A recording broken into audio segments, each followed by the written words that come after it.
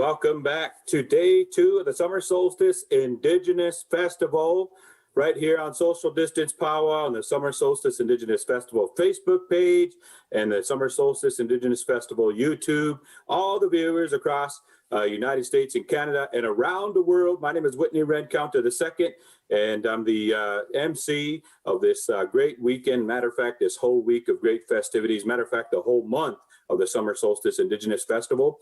We're going to kick things off right here, friends and relatives, with the Adult Women Solo Singers finalists. And we're going to start the videos. We're going to share those broadcasts, these final videos. And then in about 10 minutes or so, the polls will be open on the Social Distance Powwow page. You must be a member. And also it's up there in the announcements. And so friends and relatives, enjoy the top 5 finalists. Here we go. Holly Sheridan Primo, Sophie Teller, Adrian Shika, Vanessa Pete, and Teresa Sandy. Their names will be on the polls, and you'll get a vote for your favorites. Enjoy these videos of talented singing from across Indigenous country, First Nations people. We hope you all are enjoying this beautiful Sunday right here, June 20th, 2021. We want to say thank you to Trina, to Lindsay Sarrazin, Lindsay King, and all the crew out there. And we have a special guest joining us. Dorothy Taylor is on standby also to share some great words with you about the strawberry teachings. So in about 30 seconds, we're going to kick it on over to the top 5 finalists, to the women solo singers. Once again, bringing it forth, Holly Sheridan Primo, Sophie Teller, Adrian Shika, Vanessa Pete, and Teresa Sandy. Ladies and gentlemen, here we go. We're going to send it on over to the top 5 finalists of the Women's Solo Singers Summer Solstice Indigenous Festival Powwow. Take it away, ladies.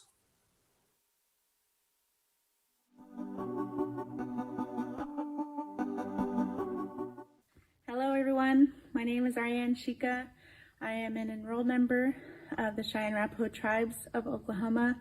I am also a member of the Ho-Chunk, Dene, Kiowa, and Zuni Pueblo nations. I just want to thank Social Distance Powwow for giving me another chance to sing for you guys. And I just wanted to let you guys know why I sing. I sing for the people who aren't able to, and I also sing for the people who need the singing spirit to make them whole. And I also sing for myself, for my heart. So with that, I just want to get to singing for you guys again. I hope you guys enjoy, and this song was made by my uncle Neil Thunderhawk, and this song is called Escalator. Hope you guys enjoy.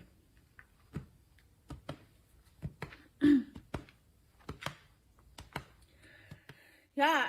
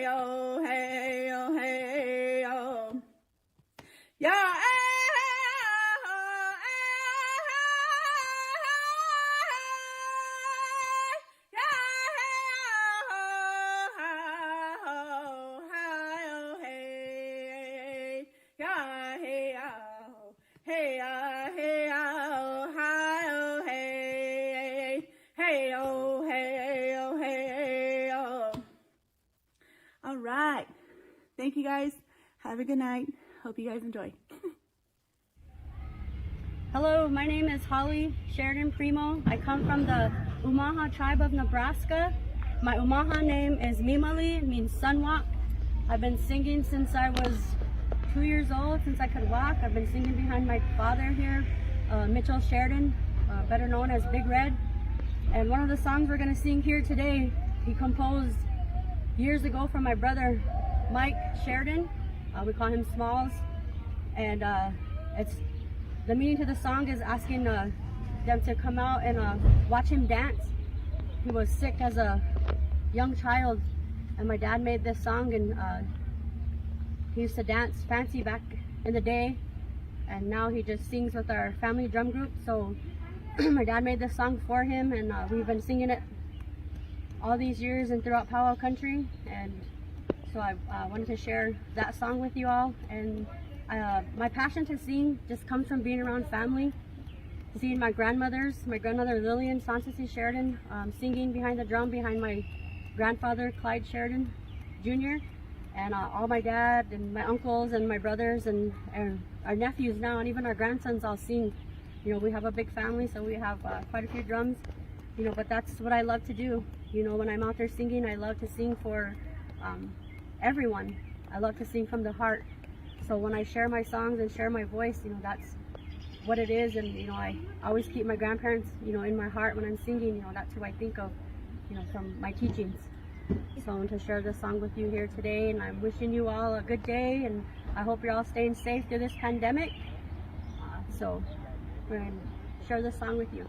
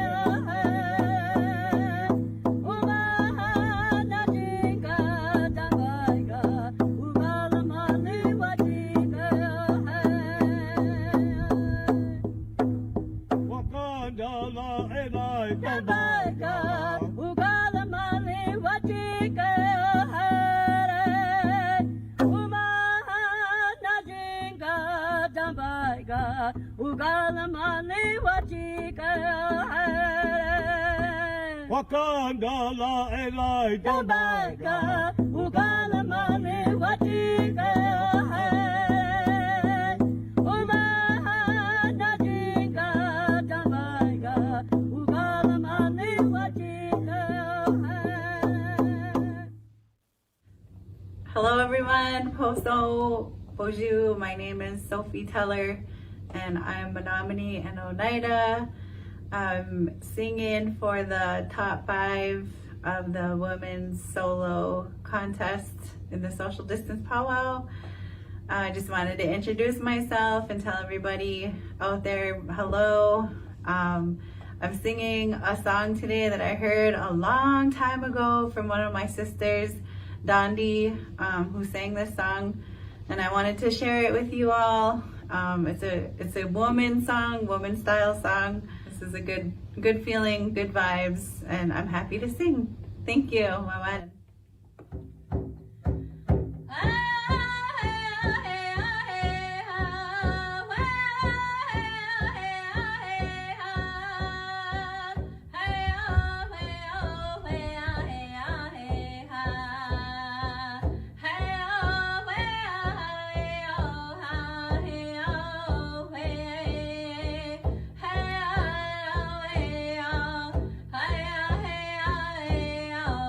Hey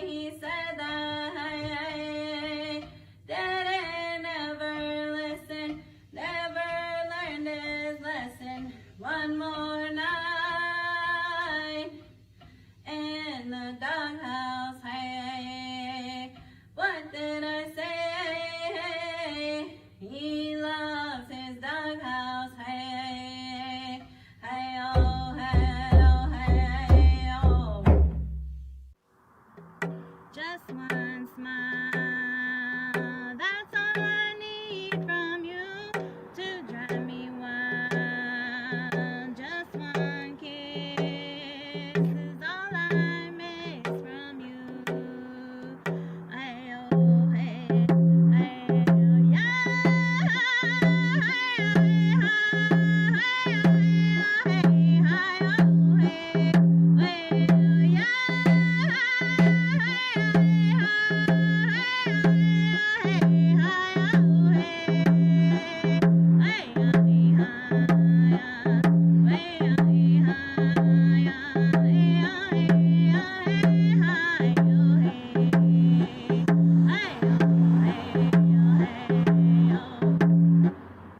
Just one smile, that's all I need from you to drive me wild. Just one kiss is all I miss from you. Ay, oh, hey, ay, oh, yeah.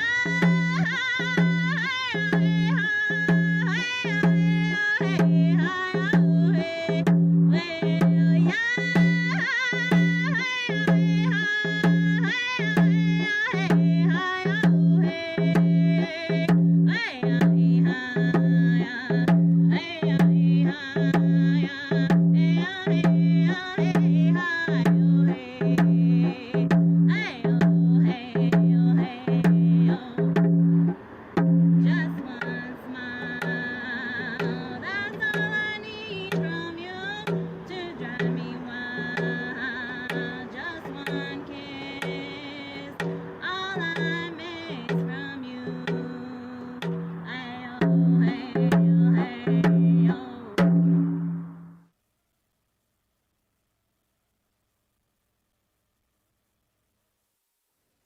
All right, there we have it, friends and relatives. The finalist in the women's solo singing category. The poll is up. Those of you that are tuned into this live right here on Social Distance Powwow, the link is posted right here. So go on over and post for your favorite singers. We want to say thank you to those finalists for coming on and sharing your talents of singing. Holly Sheridan Primo, Sophie Teller, Ariane Sheka, as well as Vanessa Pete and Teresa Sandy. Their names are listed on the poll right there on the Social Distance Powwow page. All right, friends and relatives, we have a special guest with us here today. And we want to say welcome to Dorothy Taylor, who's going to be talking to us a little bit about the strawberry teachings. And she's live up there in Canada. Looks like the beautiful weather. The sun is shining. And you really can't ask for much more, ladies and gentlemen. So Dorothy Taylor, we'd like to welcome you to the Summer Solstice Indigenous Festival. Thank you for joining us. You're on the air. Chamiquach, Nindandaganak, Nimkika Paneshi, Dishna Coswabagog Dodem, Ashkikamong Donjaba. Miigwach got Kashamnado, Miigwach got Kinamaga, Odam and Geese should call that. So today, my name is Dorothy Taylor, and I'm from and I live in Curve Lake First Nation. My clan is the White Porcupine. And today I'm going to share with you a teaching and a story that I learned myself when I was a young girl from an elder. Her name was Lillian Pidawana-Quitpun from Birch Island. And this is the story of the strawberry teachings. And the reason why I'm sharing that today is because this whole month is June. So it's the moon of the strawberries. So that's why I think it's appropriate that I do this story and share that with you. So in preparation for this talk that I'm doing with you today is I went berry picking. Aren't they lovely? We have a local berry farm. So look at this crazy one. Has a little wee funny thing on the end of it. Yeah. But so I'm going to get right at it and just start talking about this teaching that I learned. And what the main teaching of the strawberry story is about Abwe and Des Moines. It's this teaching of forgiveness. So I'll start. Long ago, when we still lived in villages on the land, in this one particular village, there was a young family that raised two boys, and these two boys were special in that they had beautiful love for each other, and they did everything together. There wasn't one without the other. They played together, they swam together, they hunted together, fished together. They were never apart. They had such a close bond. And, you know, as they became older, they had developed a love for a special girl in the village. But they loved the one girl together, the same one. And so the brothers start talking about this. And he says, well, she's not going to marry you because you got a big nose and you're ugly. Well, she's not going to marry you. You've got big feet and you're clumsy. You know, they would tease each other like that, just like lightheartedly. And as the days went by, they had to go and go into the bush and started hunting. So they went hunting together.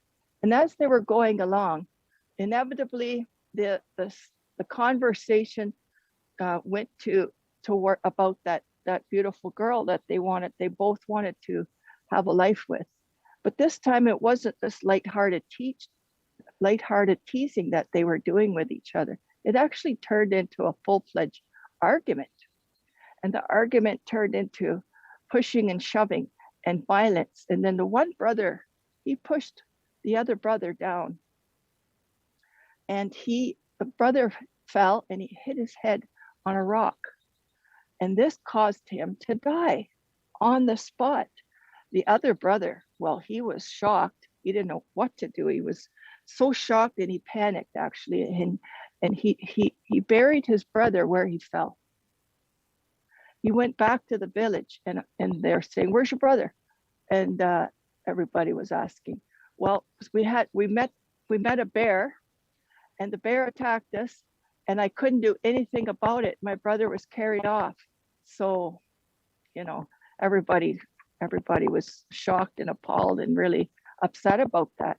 So this is the lie that the brother lived with the whole winter long.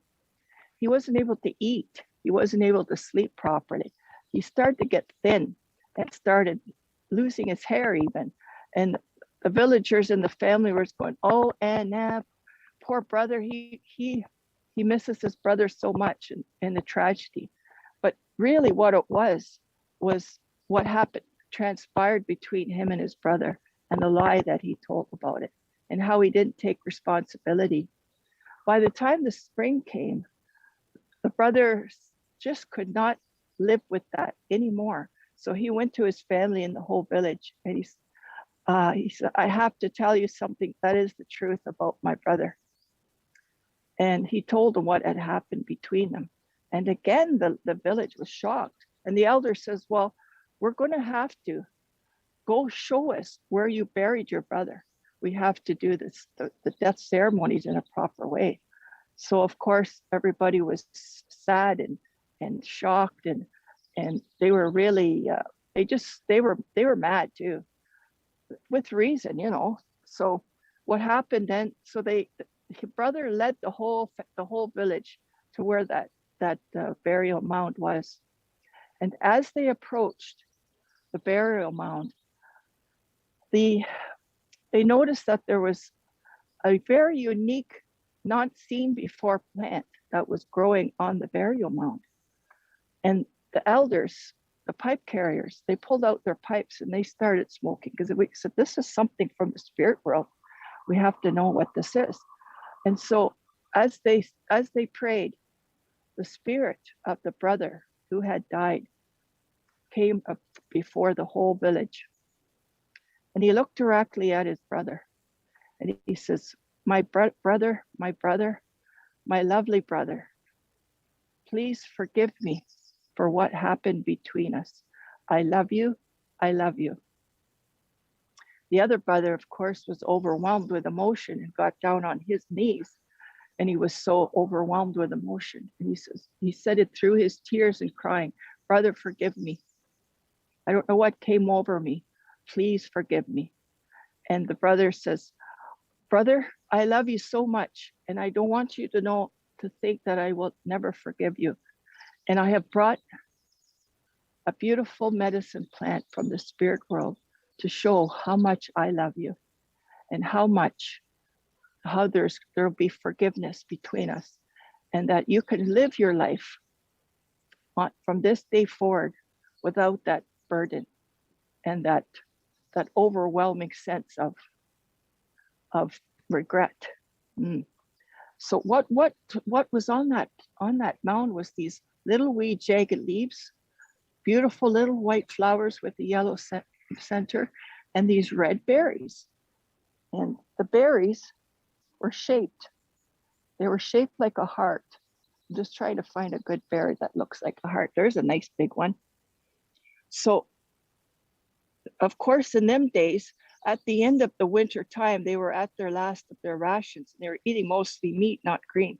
So this berry is also known as the medicine. It has very high concentration of vitamin C, which is very important to keep the health of our body. It's shaped like the heart. Odemenen is plural for strawberries. And the first part of that word, ode, it means heart, ode. So you'll notice it's shaped like a heart.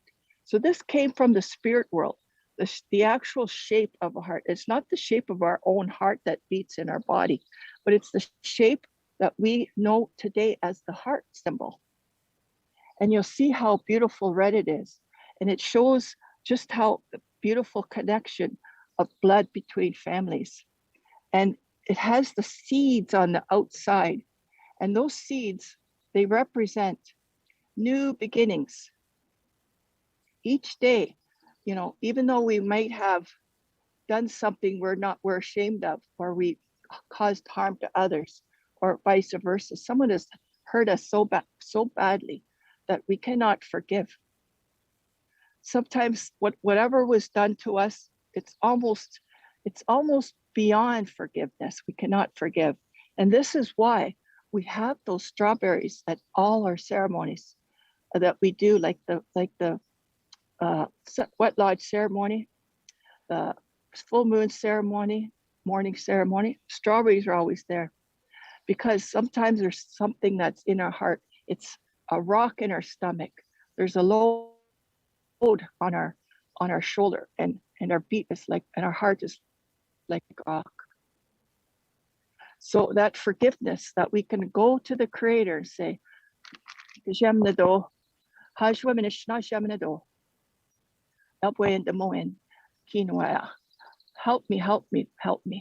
help me to forgive those who have harmed me in prayer.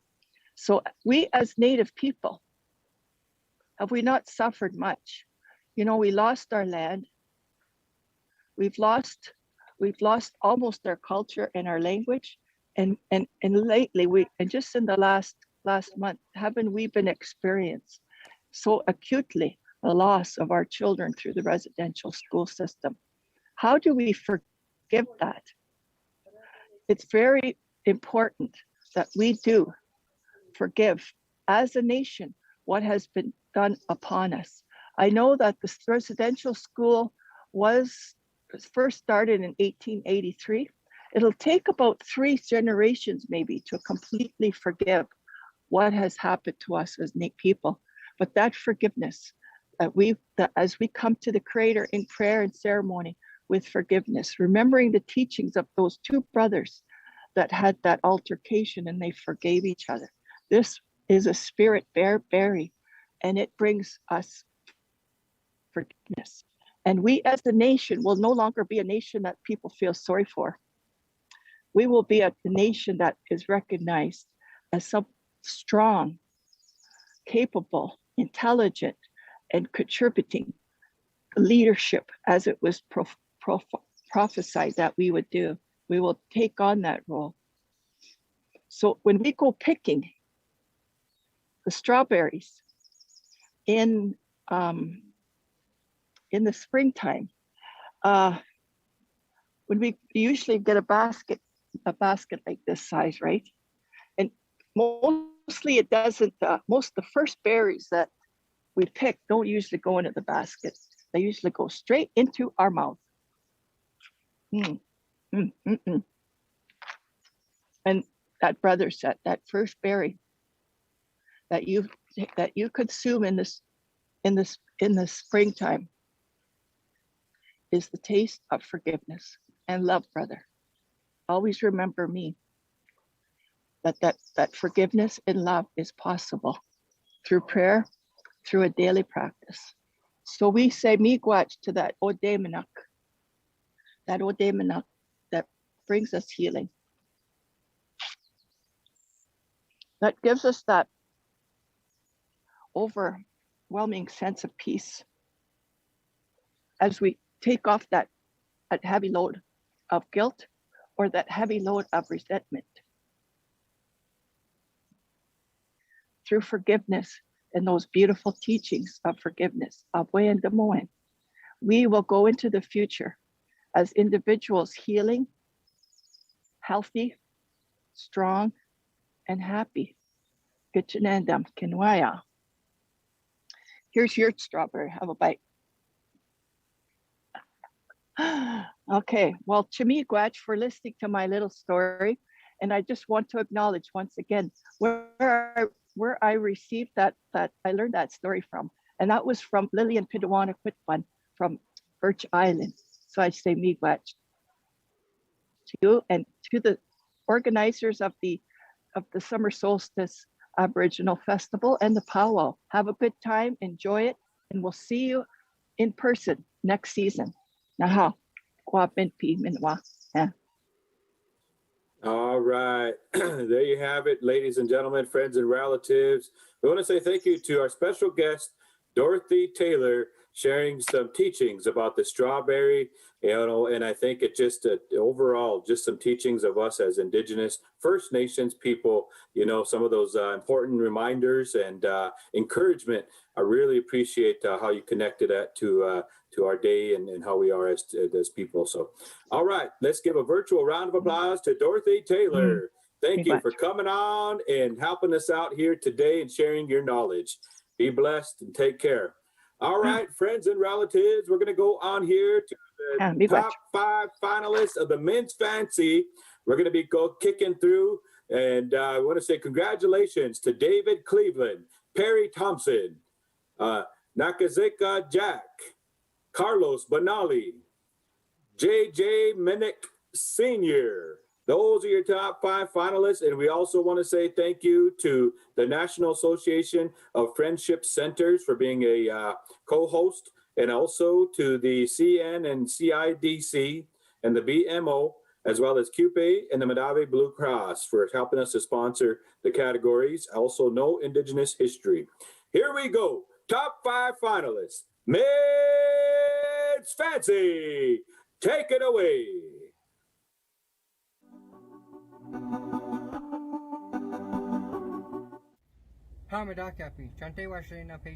Hello, my name is Carlos Finali. I am 20 years old. I am half Dakota and a half Dene Navajo. I want to thank the Summer Solstice Powwow and Social Distance Powwow for help, hosting this. And thank you, and hopefully you enjoy my dance style. Thank you.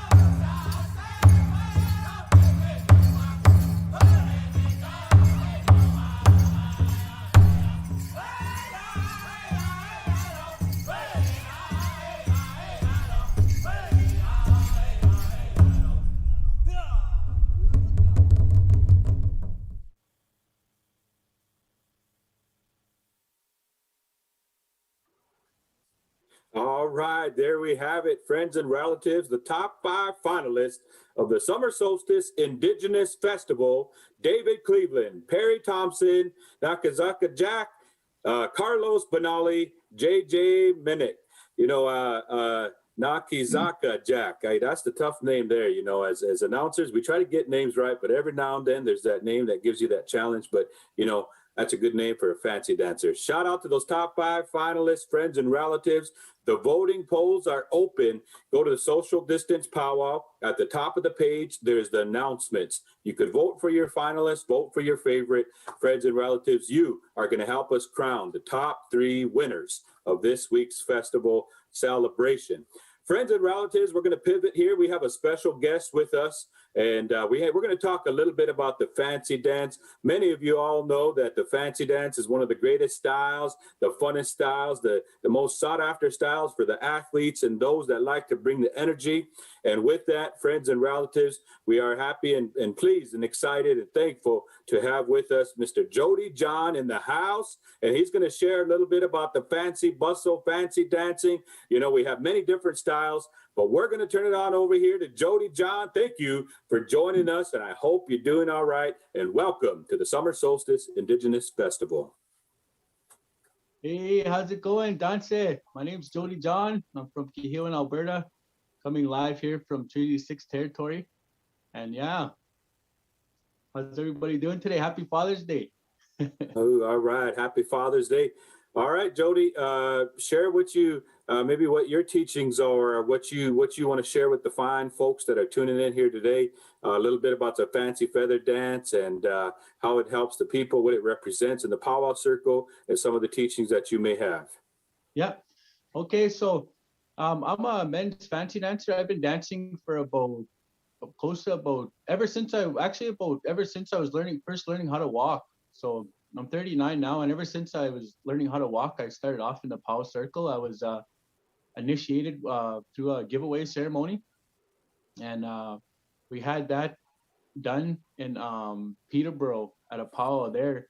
We were all young dancers at the time, and my little sister Beanie John was initiated there too. She was actually right when she was born, the same day she was born, she was initiated into the powwow circle. That first day, she was took her first breath of life. So I've been dancing for that long. It's a way of life for me. The fancy dance originated kind of during the 1800s, during the Buffalo Bill Cody Wild West shows. And at those times, they were looking for something fast, flashy. They were looking for a new style of dance they were looking for. And they wanted to hype up their Wild West shows. And what they did was, they took these young warriors from different tribes and they kind of put them into the arena, and they would decorate them with different colored feathers. And they had at that time they had slower dances, slower songs. So what they did was they sped up their songs, they sped up their dances, and they made it kind of flashier and more entertaining at that time. And they had the men come out, and these were men from different tribes and stuff, and at that times they were really battling and really at war with each other. So that's how it got the name, the fancy dance, the fancy war bustle dance. And they used 2 bustles, one at the top and one at the bottom, and they have these wands. And at that time during the 1800s, it was they were battling each other right in the arena. They weren't messing around. They were going toe to toe, and they're really battling. So what they did was they needed to kind of tone it down because they were battling each other in the arena. So they toned it down, and what they did was they asked them to go out there and just entertain the crowd and to hype up their songs and their dances and to do moves and stuff like that. So it kind of originated during that time, and ever since then it just went up from there. The outfits got more flashier, the beadwork got more intricate and flashy, and the colors got brighter. So it came from that era. Yeah. Oh, all right. Jody, as a singer, we always got to talk about the battle between the dancers and the singer and that drum. As singers, we try to compose those trick songs and songs to kind of buck off the dancers, and there's always that kind of friendly competition. you know, and the dancers, that's part of their role, is to study these songs, is to prepare. And every now and then a drum group will crack out a new song. And so when you talk a little bit about the competition between the drum and the dancers, and you know, how does that you know, bode well with you? Oh yeah, you know, well, you know, that's always a tough one, you know, for me. There's a lot of good dancers out there. There's a lot of good dancers, and the best thing to do is to, you know, to learn those songs, learn the songs, even learn the language, you know, learn the language, you know. Out here in Cree territory, it's Cree, so, you know, if you learn the language and you learn the songs, you can listen to those, and you can, you know, you can catch on to them, and you'll find the you know, the points where you'll get bucked off. You know, it's a competition between the dancers and the singers too. So, you know, they're challenging each other, you know, and if you listen to their songs, you could tell, you know, you could come up with a way to kind of fight back and, you know, not get bucked off. Yeah, absolutely. Yeah. You know, yeah, sorry about that. So how have you survived as a fancy dancer being cooped up in your home during this pandemic? I mean, you know, that's a dance. You got to get out there and exercise and get with it, kind of that adrenaline rush, you know, get your body moving, that energy that we rely on. How did you kind of get through this pandemic, and what advice do you have for all those out there gaining some quarantine weight, and as the powwows kick back up? Yeah.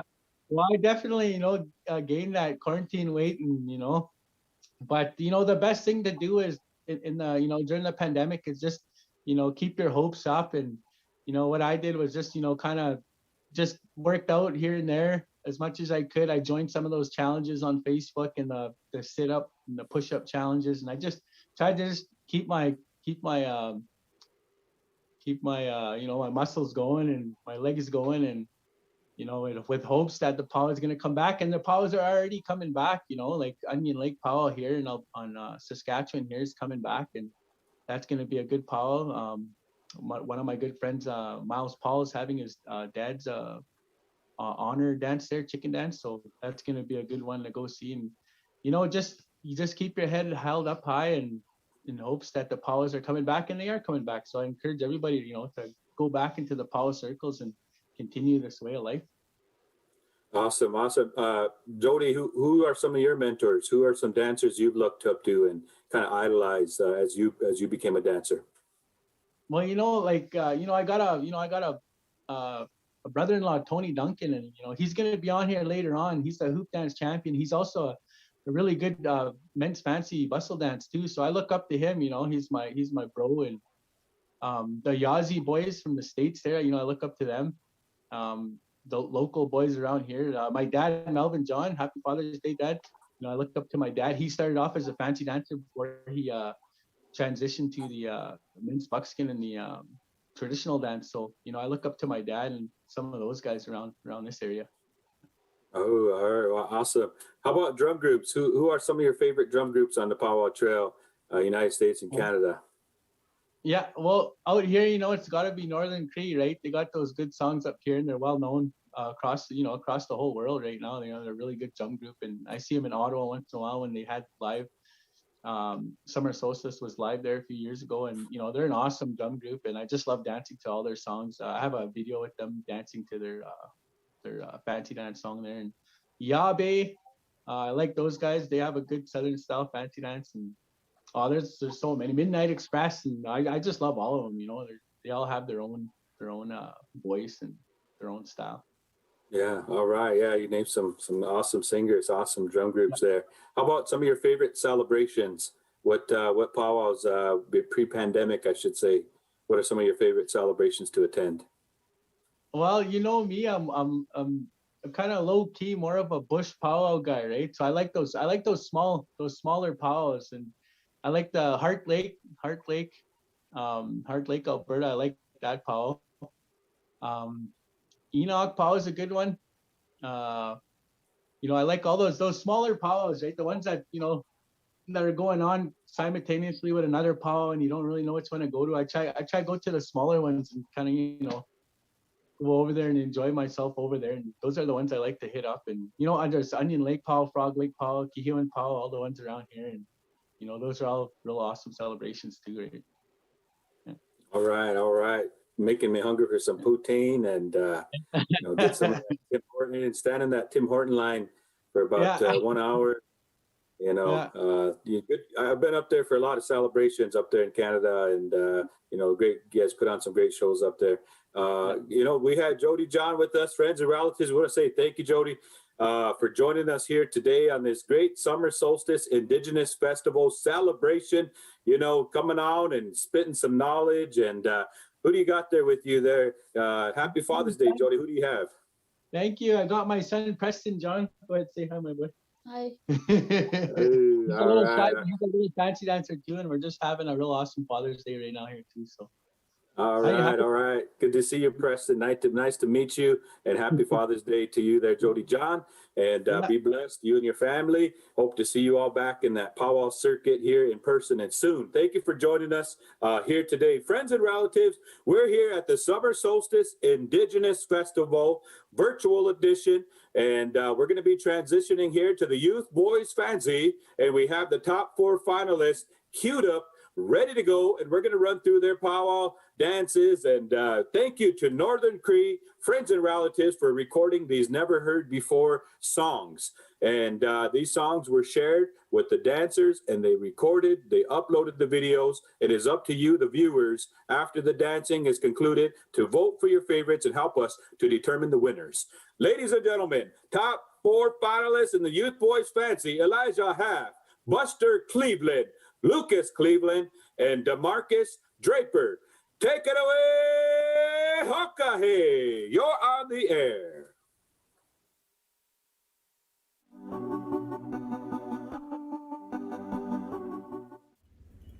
My name is Buster Cleveland. I'm Ho Truck. I'm 17 years old.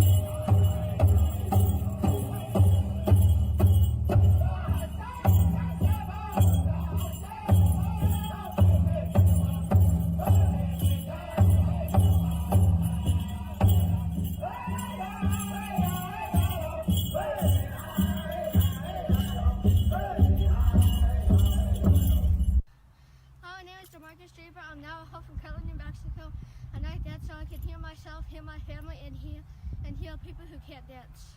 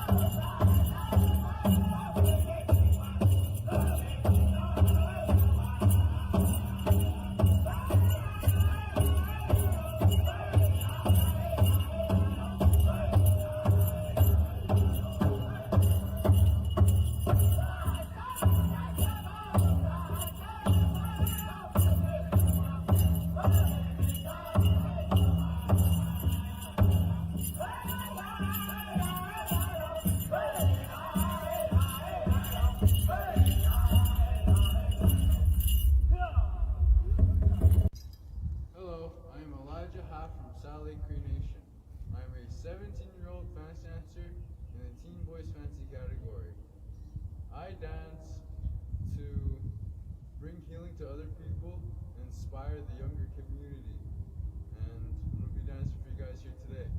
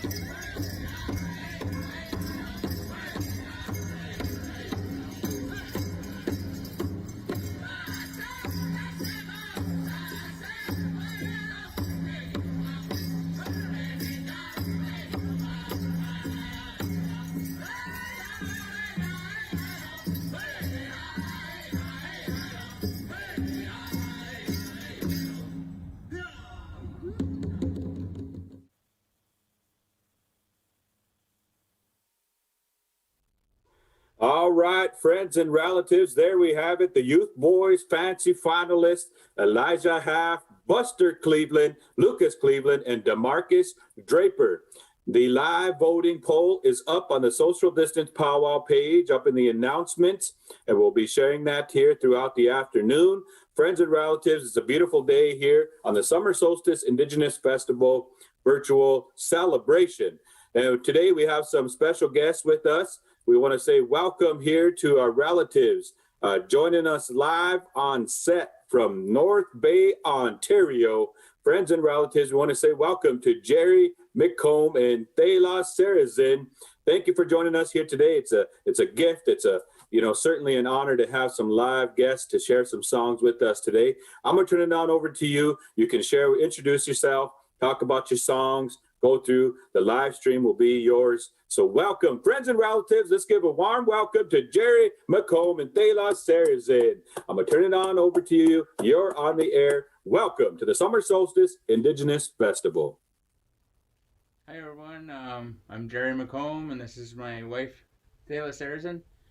I come from Moose Factory originally, and I've been singing since I learned my first Sweat Lodge song in 2007. And since then, I've helped in forming the drum group High Ridge Singers with Brennan and Caleb. And we started that drum group back in early 2008 to encourage youth to embrace culture, cultural lifestyle, and sobriety. So we had a group of like 20 youth who were sober for quite a while, and we've been traveling to Powwow since. And the songs that we're gonna sing are round dance songs, a couple by me and one by Thela. So I'll turn it to Thela to introduce herself before we start singing. Ani bonjour, my name is Thela Sarzen. I'm from North Bay, Ontario. I've lived here for a very long time. My family comes from Golden Lake Reserve, Pikwakanagan. I've been singing ever since I could sing, I guess, but I started out with women's hand drum songs, and slowly as I got older, my sister helped me start learning how to backup sing, and that's been, 8 to 10 years now, backup singing. So it's still relatively new compared to some of the other backup singers like my sister, but we have fun. And I really enjoy singing. I always have. So yeah, I hope you guys enjoy it, and I hope the connection stays good for the songs. And thank you for having us. First song I'll sing is a straight round dance song that I made. Can't even remember it. The song just kind of come to me randomly, but I'm not much of a song maker, but I try.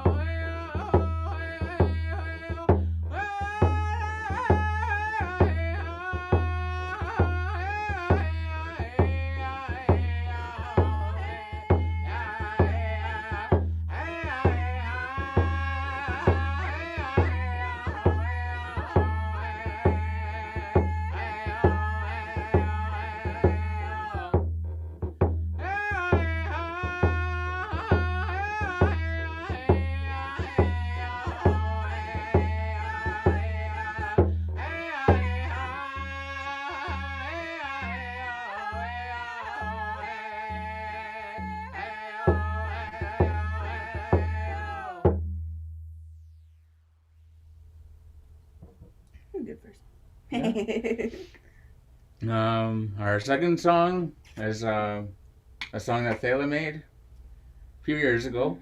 I think it was just before Powwow and Serpent River. I think so. Yeah, she made the words to this love song, and I'm hoping that we can get it right. We haven't sung it in a while.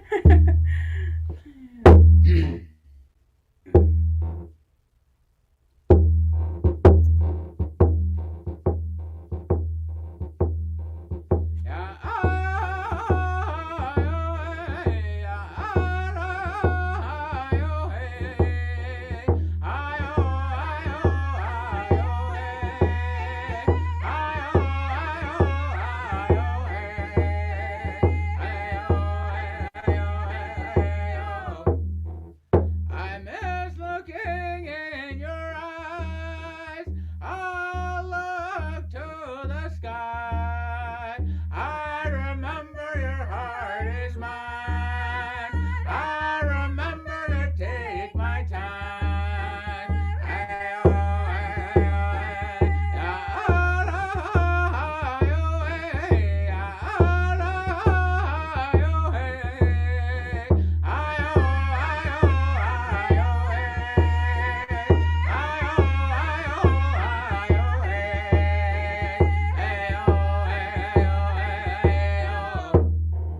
I miss your presence at my side.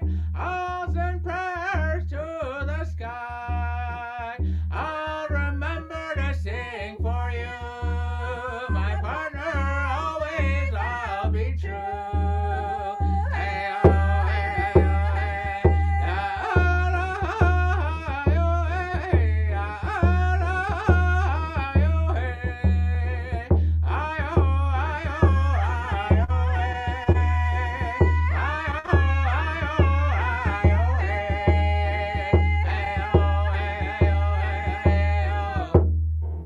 I miss looking in your eyes.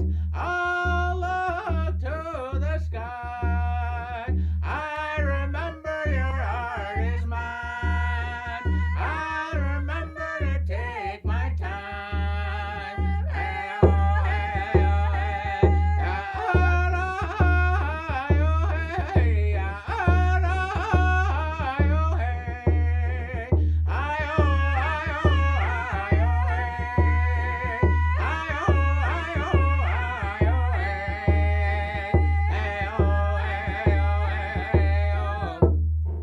I miss your presence at my side. I'll send prayers to the sky. I'll remember to sing for you. My partner, always I'll be true. Ayo, ayo, ayo. Woohoo. Think we have time for one more quick one? Okay. So this song, I was kind of trying to think of like an honoring kind of song. I think it was just before a round dance. I was talking to somebody about like honor songs, and I figured I'd bring this one out to honor all of you. Like I know today is Father's Day, so I want to dedicate this to all the fathers out there who are doing good and trying their best in this world that we live in. And I also want to dedicate this song to everyone out there who's experiencing loss and grief, because there's been a lot of that going around, and there's been a lot of hardship. There's been a lot of trauma as well that's been awakened in a lot of us with the events that have been going on lately. So I want to dedicate this guy to all of you guys.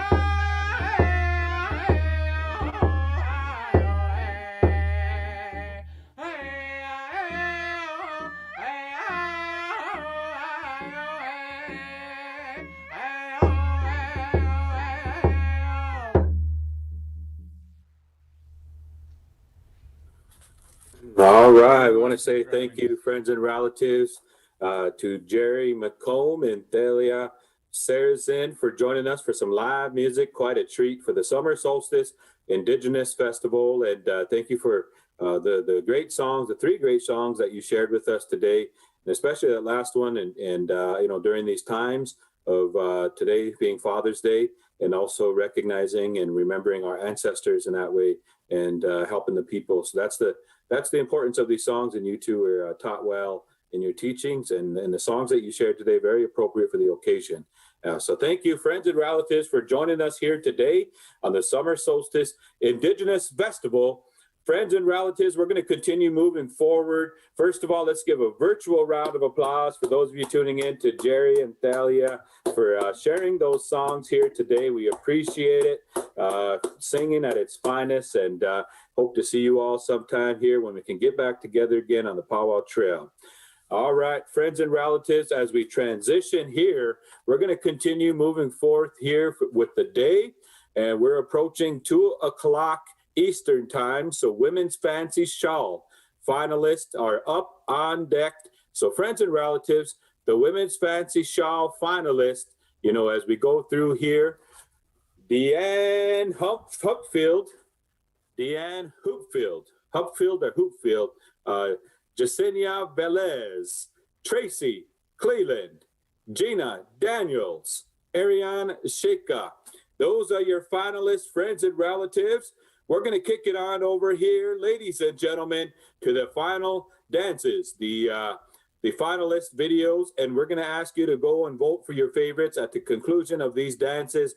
The poll will be open on Social Distance Powwow. Here we go, top finalists, Women's Fancy Shawl Summer Solstice Indigenous Festival. Take it away, dance your hardest. Here we go.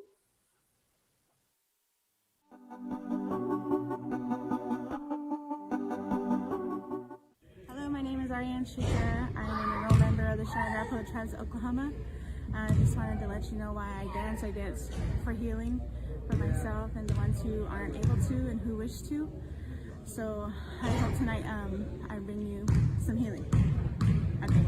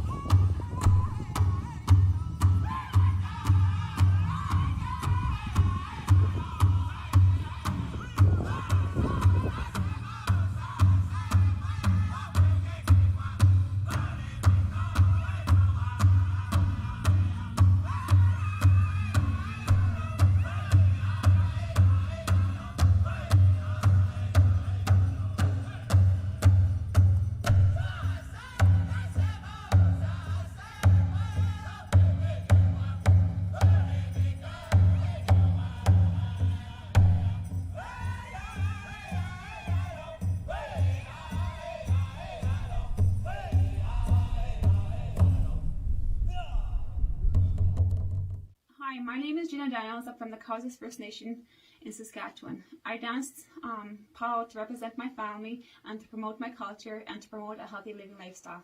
Thank you.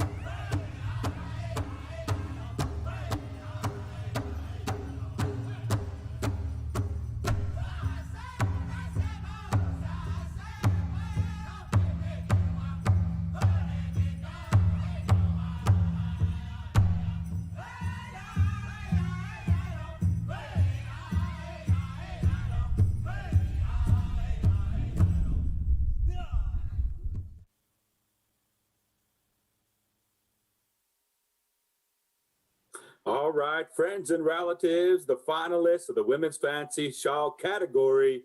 We want to say congratulations to those ladies for making it into the finals. And the live poll is up in the Social Distance Powwow page, up in the announcements. Vote for your favorites. We want to give them a chance to bring home the prize money. Right here, top 3 will come on with the winners, and we'll be announcing those Monday. So stand by, friends and relatives. Continuing on the day here, with us, friends and relatives, we have a special guest. Violet Duncan is Plains Cree and Taino from the Kahewan Cree Nation. She has toured nationally and internationally as a dancer and a storyteller. Violet is former Miss Indian World, representing all Indigenous people of North America. Violet is currently the Indigenous Curator at the Tempe Center for the Arts, where she aims to create space for a permanent program of Indigenous performance and practice. Welcome, Violet. Thank you for joining us here at the Summer Solstice Indigenous Festival. Dance, hello Indian country.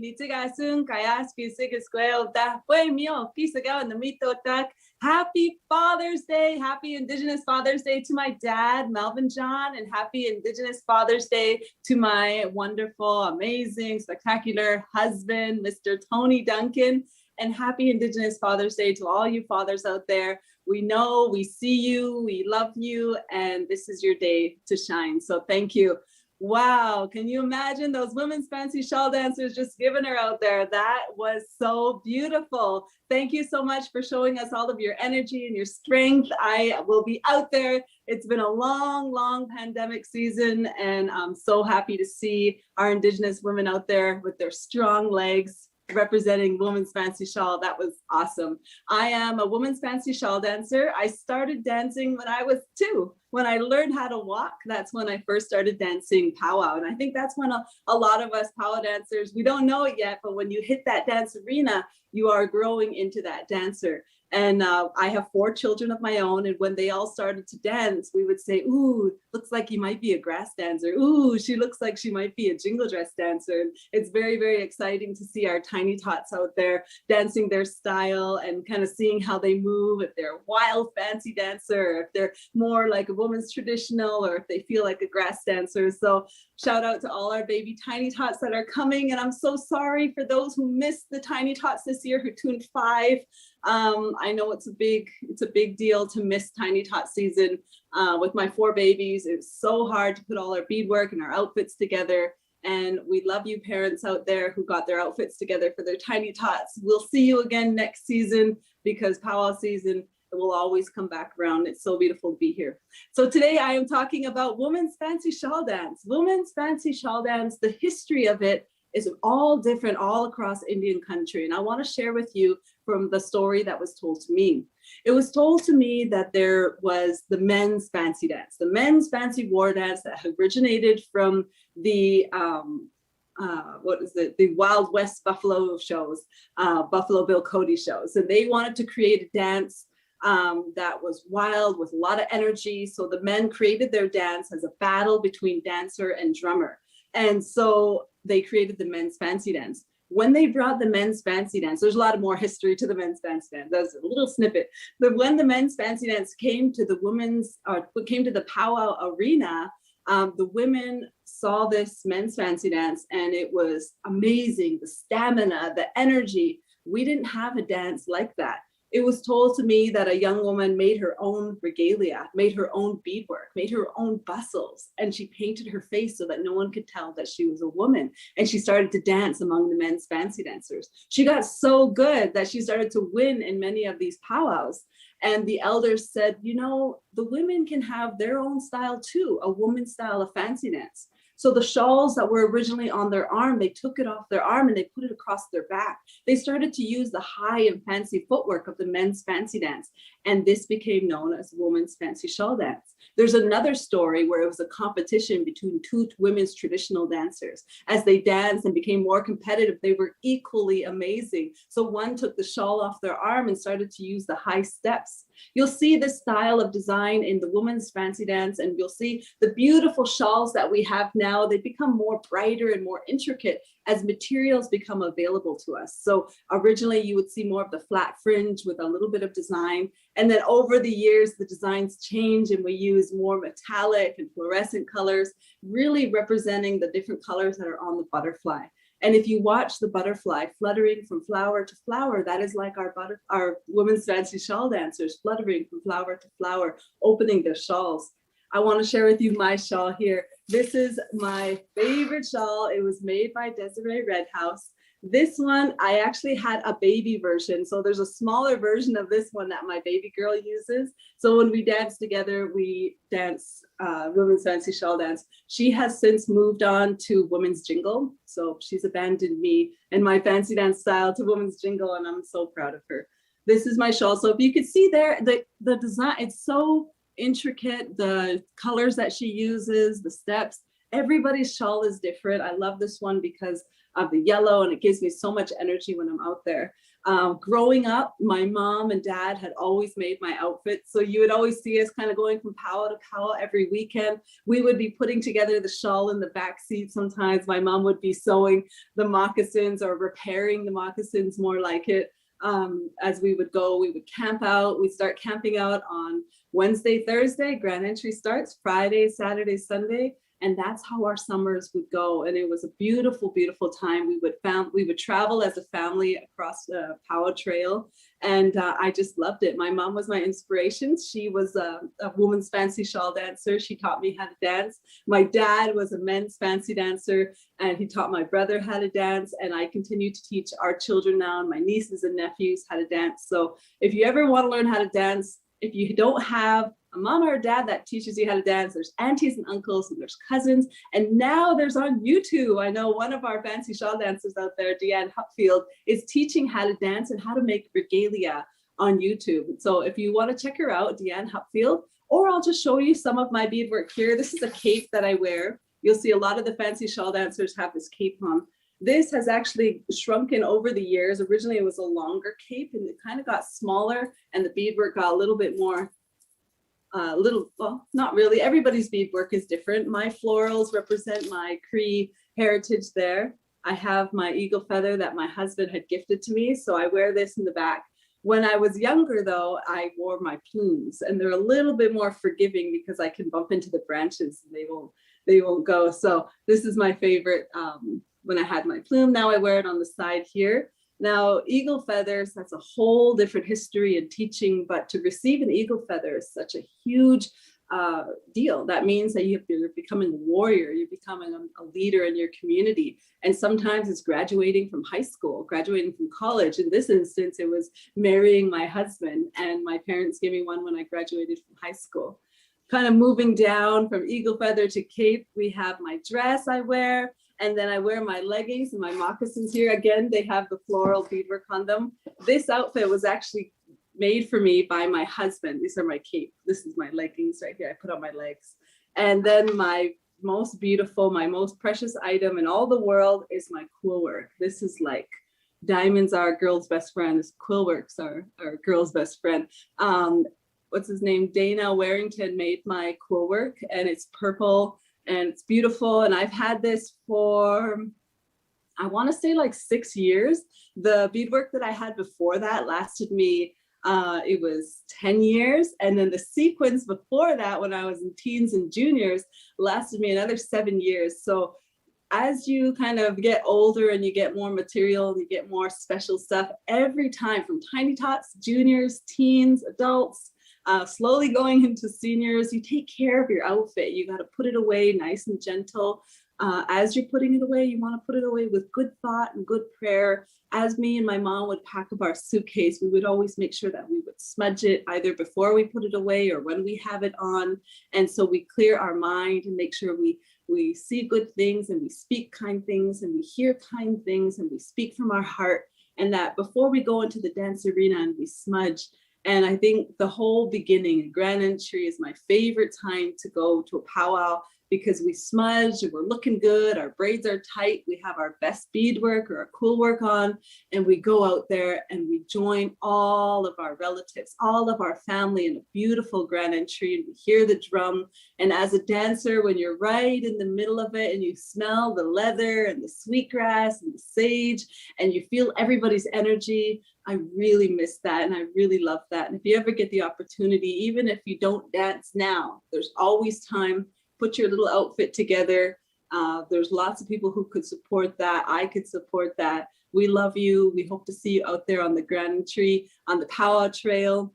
My very favorite memories, of course, are actually late at nighttime, at midnight probably, in the Powwow arena, is watching the women's fancy shawl dancers dance. And sometimes it wouldn't even be midnight. It would be like 2 in the morning.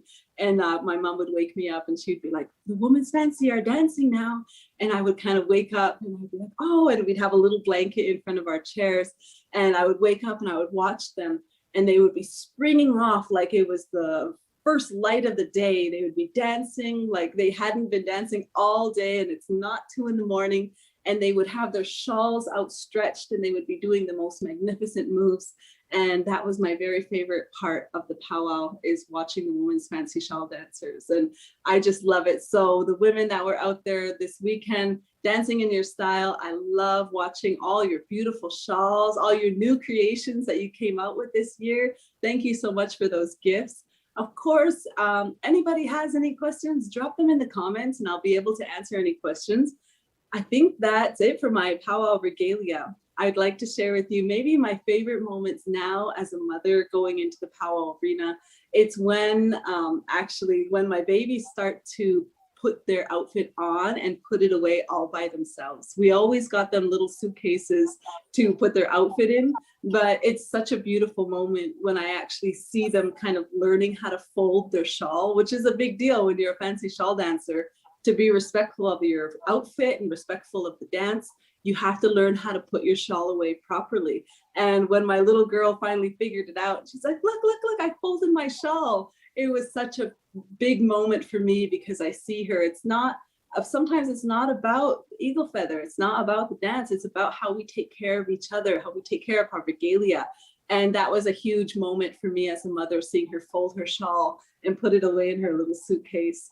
And that's my big moment, is seeing my babies put their stuff on, kind of putting on their moccasins and tying it up and getting out there. And now as I have little guys, so they're in tiny tots, but they're slowly going to juniors. And as we get ready, they're starting to feel like the buzz and excitement when the announcer calls them up or tells them to stay on deck and be waiting. So when Whitney was introducing the women's fancy shawl dance, I was like getting nervous because he's telling the woman's fancy shawl to get on deck and to be ready. And I was like, oh my gosh, where's my shawl? My hair's not even braided. So I get like super nervous. I know our powwow dancers out there, when you're getting ready for contest or for competition, you make sure that paint is just right and perfect and that braids are nice and tight and your otters. Oh, my otters, I wanted to share that with you. Now, they are tucked away. There's lots of different ways to show that you're advancing, that you're graduating from high school or college with our eagle feathers. And this was the sign of my motherhood. When I first had my first baby, Manaya, I was gifted these otters. And so you can kind of tell the story of who somebody is and how accomplished they are, whether in their community or abroad. But it's a beautiful thing to see the different stories of how we got the gifts that we got, how we got our beadwork, our cool work, our sequence work, our feathers. I know my daughters, they actually have, it's like a faux eagle feather, and that's because they're not ready yet. They're not ready yet for eagle feathers. So this is not even a real eagle feather for, this is my youngest daughter, my second youngest daughter, Natanis's eagle feather. She wears this, and if she drops it, it's okay. But in the powwow arena, when you drop your eagle feather, a huge ceremony needs to be done. You need to understand that it's like a fallen warrior. So when they have eagle feathers, there's not an eagle feather yet. So she practices with this one so she can learn with this one. Eventually, somebody will gift her an eagle feather. Maybe mom and dad, maybe the grandparents, maybe somebody else, and she'll get her eagle feather that way. She doesn't just kind of buy it herself. And definitely she doesn't get it now because she's so little. She's 8 years old, so we'll see when she gets it. But until then, this is her practice eagle feather. Her too, she actually started off with Woman's Fancy Shawl and she shifted over to Woman's Jingle. And so it's only me and my tiniest one, Mia, are dancing Woman's Fancy Shawl dance. And I think that it's just my most favorite dance ever. It always brings back good memories of me and my mom dancing in the Powwow arena. And I just love watching them, how they dance there. Yeah. Awesome. Yeah, awesome, Violet. Thank you for sharing all of that great knowledge. You know, the Violet and Tony, the Duncan family, man, you guys are so talented. You guys represent our people well. Keep up the great work. And thank you for coming on to the Summer Solstice Indigenous Festival to share a little bit about your dancing and your family. We appreciate it. Happy Father's Day to Tony, and blessings to you and your family. Thank you. Violet, Duncan, friends and relatives, thank you for coming on here today. We appreciate your time, energy, and effort here on the Social Distance Powwow Summer Solstice Indigenous Festival. Friends and relatives, we're going to go on to the next category, Youth Girls Fancy. Cassidy Jones, Danela Augustine, Nisa Solomon, Vida Kraft, Ainsley Picketo. You are the finalists. We're going to roll your final videos at this time. Here we go. Top 5.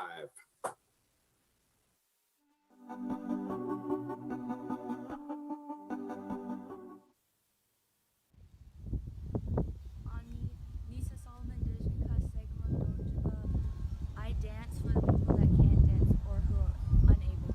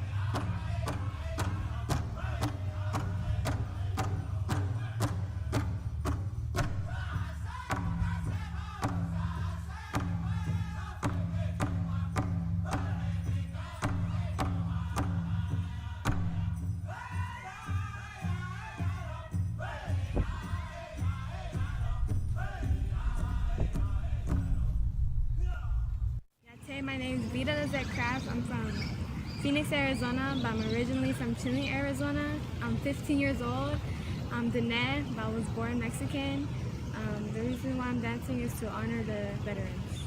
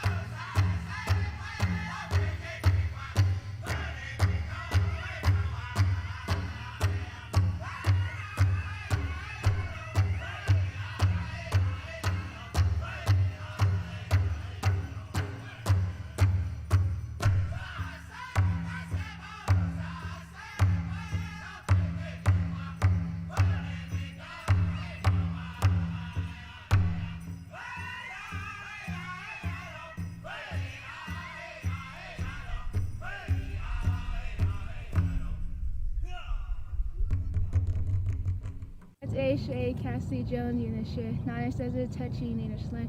Hello, my name is Cassidy Jones. I am 14 years old. I live in Gallup, New Mexico. I'm from Salina, Arizona. Thank you for the Powwow committee for having this contest. It was another good opportunity to get out and dance again. I'm glad I was able to dance because I'm celebrating promoting 8th grade, and today I am dancing for the health and safety of people and for those who cannot dance. Thank you. Akiha.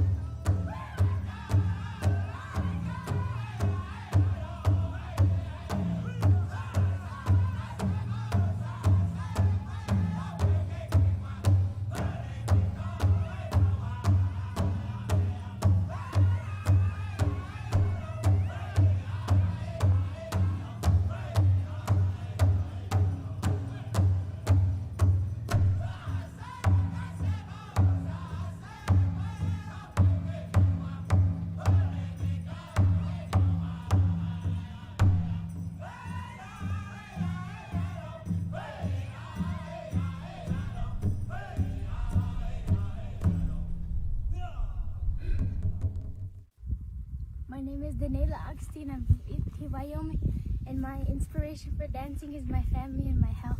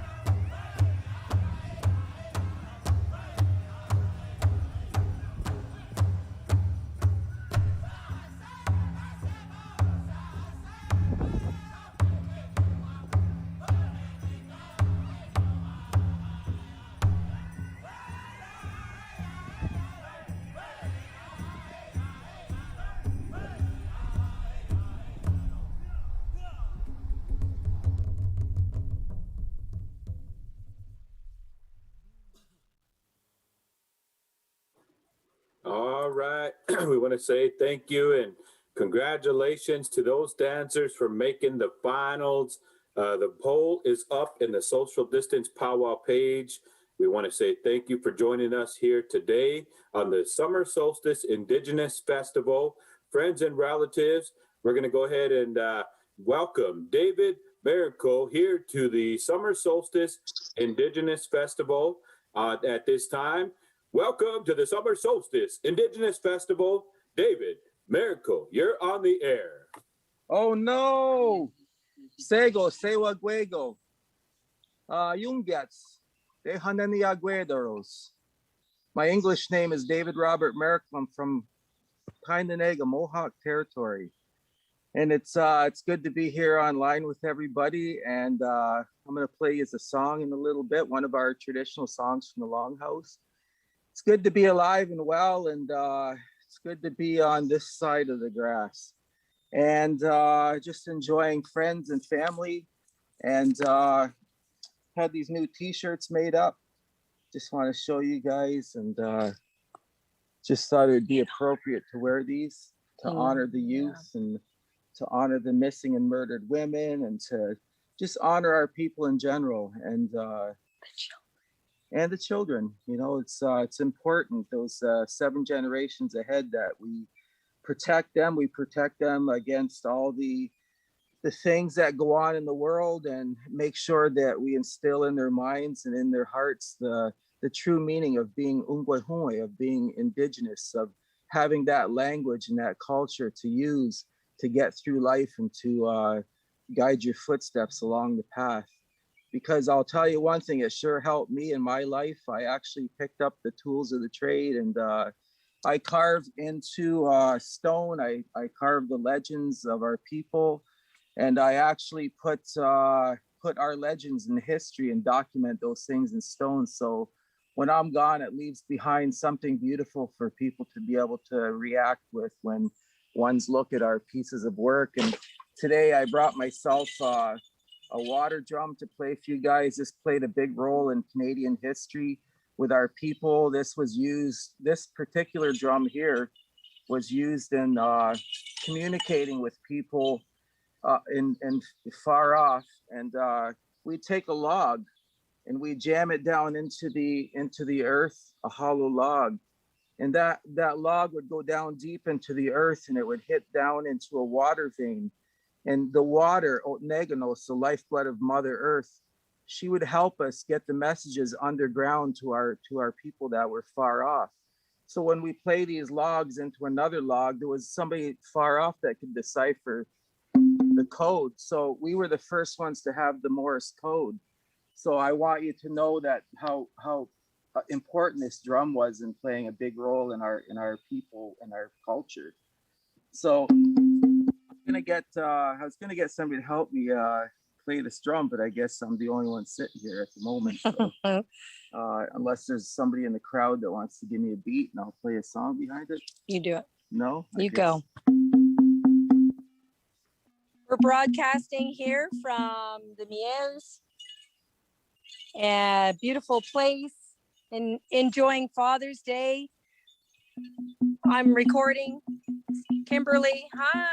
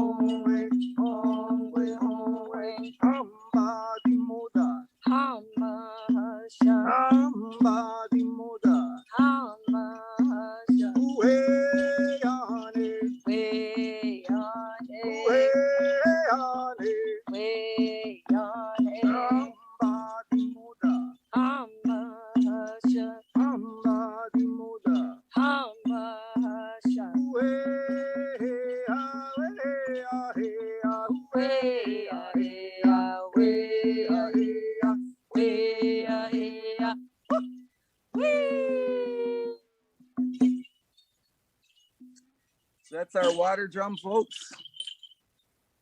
Right here, I'm gonna play a sweet tune on my sweet cane flute. And this is one of our Iroquois songs. Hope you like it. This is for the kids too. This is kind of like, I'm gonna call this a traveling song. So just wrap your minds around this and let the winds carry the music and the song to those children that are missing and the ones that they continue to find. I hope this song will travel with them, and I hope that we're all with them. And we see you, we hear about you, and we know that you're not alone right now. So it's all good. There's people knowing who you are and where you are now. And it's important that when we celebrate, we remember all you guys and all your aunties and uncles that are still with us. We love you. Gandoronkwa, I give you love medicine to all you people on Turtle Island. Nyaukoa.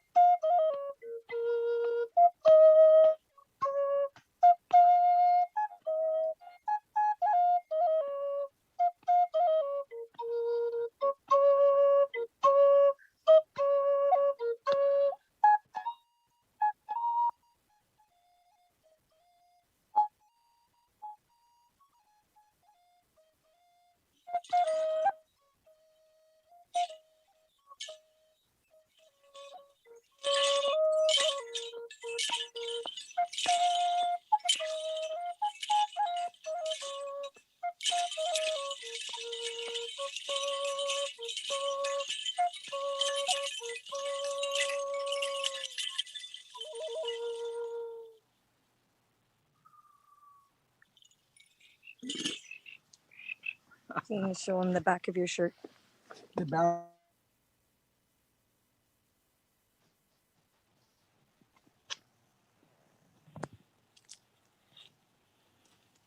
So I'd like to say thank you for tuning in. Nyaukoa, and love you all. Love medicine to all. Enjoy the festivities. Happy Father's Day. Happy Father's Day, all you guys. All you kids, hug your dads and appreciate them. All you dads, hug your kids and appreciate them. Onagiwahi. All right. I want to say thank you to David Marico for coming on and sharing, and we appreciate it. Friends and relatives, we're moving on here down the line. Thank you, David, for recognizing and sharing a little bit about the youth and the MMIW movement and all the important parts of our culture, our way of life. Thank you very much for your advocacy. All right, we're going to be moving forth here, friends and relatives. Moving on down the line, we're going to go to the smoke dancers. Adult smoke dancers, top 5 finalists, friends and relatives. We're going to be going to Sabrina Stevens, Ira Francisco, Jaden Parker, Frank Weesaw, and Valerie Parker. Your top 5 finalists in the adult smoke dance category. You're on the air. Take it away.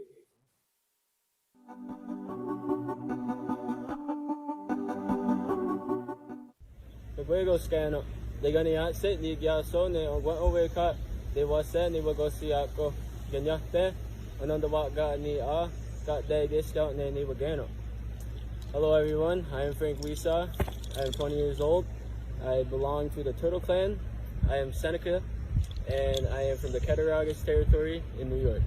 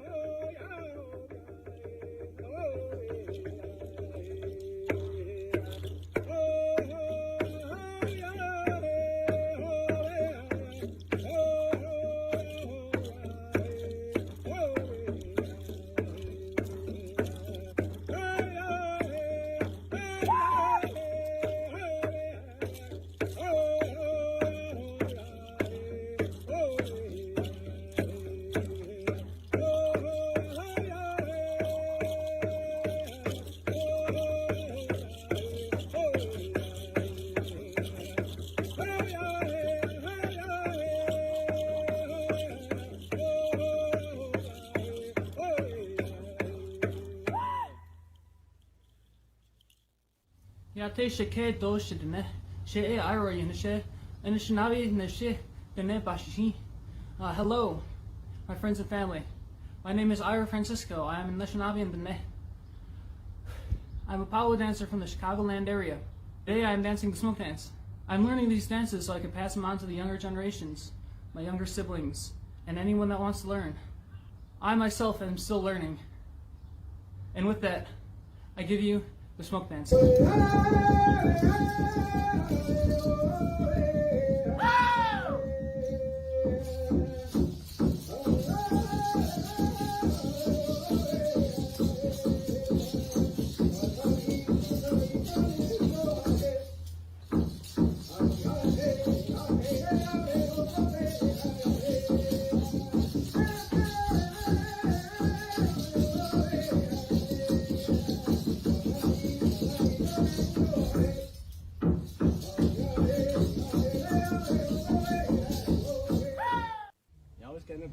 Jaden Parker gas on the Ganya on car.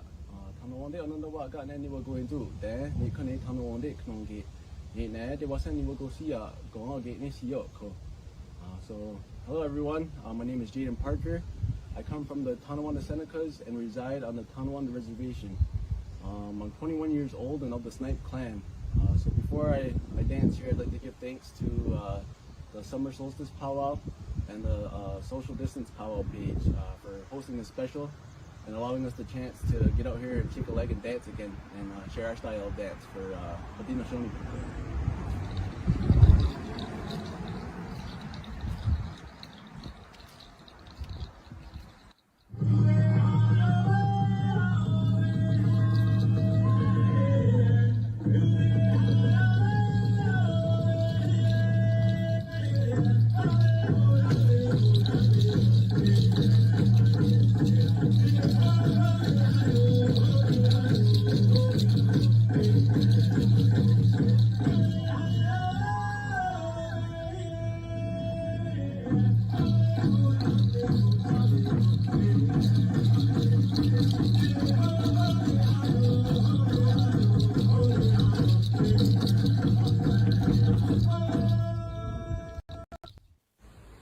Yali scano gagwego yali gala sneaker so ne agwa oika.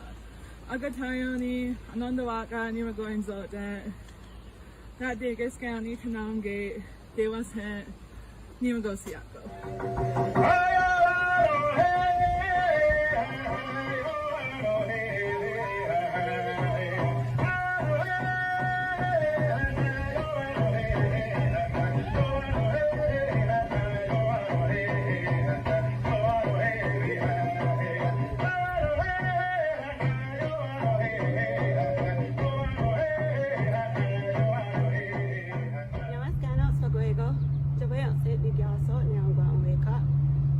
Parker ni gaso ni ganyo angka.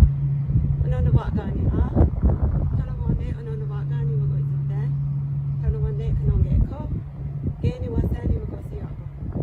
Hello everyone, I'm thankful you are all well. My name is Valerie Parker. I'm Tonawanda Seneca and I reside on the Tonawanda Indian Reservation in Baysam, New York. I'm 41 years old. I'd like to thank the Powwow Committee of the Summer Solstice Powwow as well as the Social Distance Powwow page and the people for allowing me to dance and advance into the finals today. I'd like to explain a little bit of my inspiration for dancing. It has always been for healing, but especially I want to dance today for our children. Many people and children across the United States and Canada are suffering from the discovery of the mass burial sites at the boarding schools. And so I want to extend out a little bit of healing and encouragement to everyone, especially our children, because they are our future and that's what we need to look out for.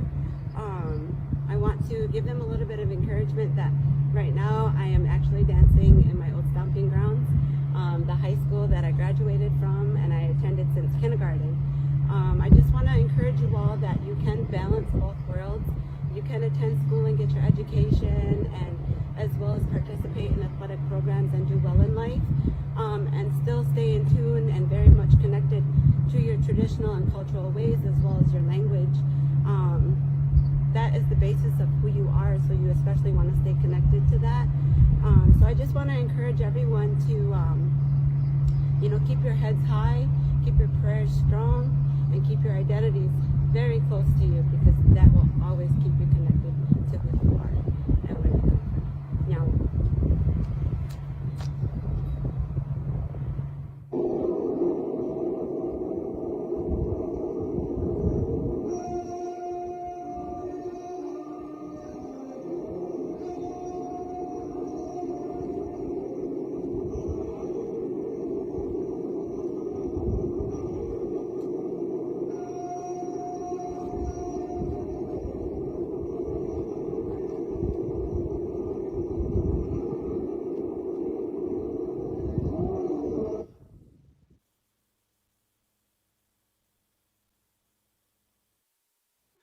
Talk about smoking, the smoke dance adult finalists. Wow. Sabrina Stevens, Ira Francisco, Jaden Parker, Frank Wiesel, and Valerie Parker bringing it home. Good luck to you all. The voting will be open on the social distance powwow page in the announcements. So stand by, friends and relatives, that will be ready here shortly.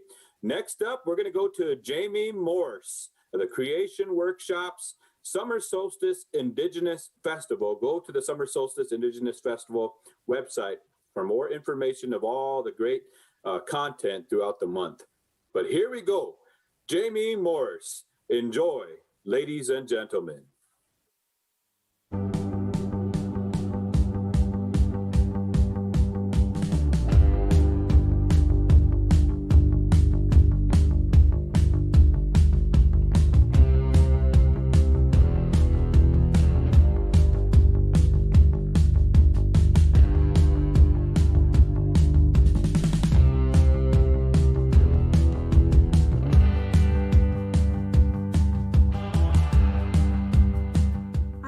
My name is Jamie Morse, and today we're going to do a little drawing on a piece of paper, but what we would be thinking about when we're drawing is the head or the face of a drum. So this is a very small drum. It belongs to a toddler, so you can see it's really small. But this workshop is probably more like a sketch, but just a bit more than that. We'll add some color, and this is the size of the paper that I have. So I just simply cut it out, and it doesn't have to be a perfect circle because a lot of drums aren't a perfect circle, and that's okay. But if you are working on a drum, I would suggest that you look at the pattern in the hide itself and see if there's an image that you can incorporate in your design just with the pattern that the hide makes itself. So what I have with me in terms of materials are really simple. So again, a circle cut out piece of paper. You can see on the back I did some, I drew a circle first, or you can trace it and then you can cut it out after. The next biggest things are really important. I have a black Sharpie. This one is a permanent marker. It's fine point, and this one is ultra fine point. So ultra fine and fine point, and I'm going to use these to start off the design. That means just getting some inspiration from some flowers that are around you, or getting inspiration from some images from books. I definitely have lots of inspiration with my culture as a Michif person. We do a lot of beadwork, so this is an example of a piece of beadwork that I did, but you can see the prairie smoke in the middle with some vines, and they're all connected. And the prairie smoke is a flower, one of the first flowers that comes up after a forest fire. So the story that the belt that I just showed has includes a new generation of young people coming to share culture from what could be described as a metaphor in terms of forest fires across our communities with historic significance. So I come from a culture that women didn't use hand drums, and certainly no one really drew on top of the face of the drum. So I call this the head or the face of the drum. And you can see, like I was saying before, there's already some lines that you could pick up in the drum skin itself. This one looks like it has a giant bumblebee or something in it. So yeah, with women not having drums and not drawing on drums, it was a big stretch for me to buy my very first drum and then sit down with my children and discuss what we would put on it that would represent our family. So we had corn, and we had the 4 directions and the 4 colors. We had lots of flowers, and our names were in it too. What we're going to do today, however, is we're going to take a look at some of the flowers that inspire us the most, and thinking about how they're connected to our lives. And so those are the flowers that will represent in our drawing. That is not existent at this point, but will be fulsome and beautiful when it's all done. So without any further ado, let's get started on our project, paper and marker. Here we go. Okay, so here we have just our empty paper. Sometimes I like to turn it around and just figure out where to start. So I'm going to start here. You can start anywhere you want, but I'm going to make a leaf. So I just did a curve and then came back down. And this is how it looks.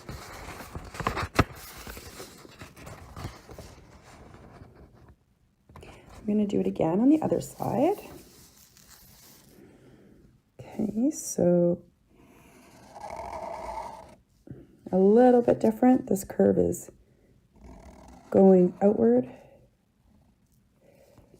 and maybe down here I'll add some ruffly leaves. I always think these look pretty and even feminine. So you can see what that looks like now.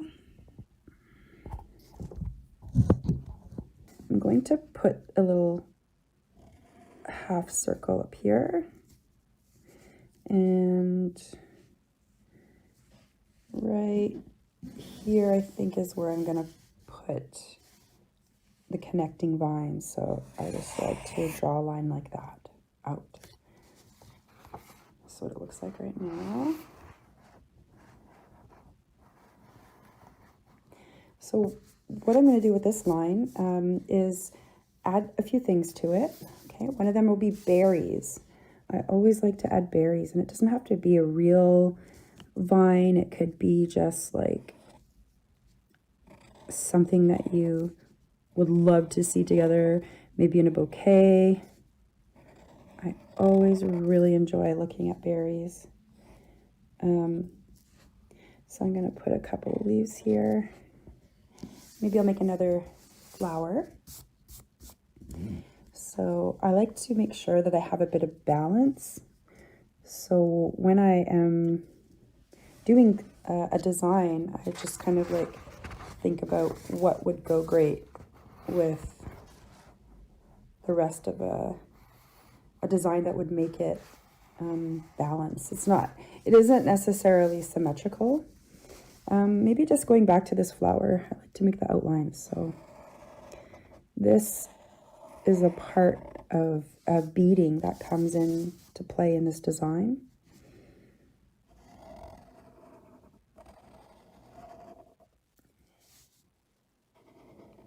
So that's why we double outline it in a way.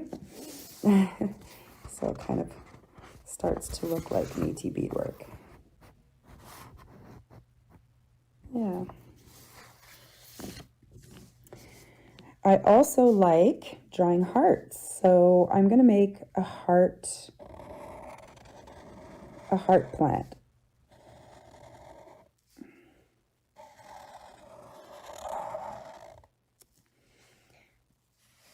And then I'm going to outline it.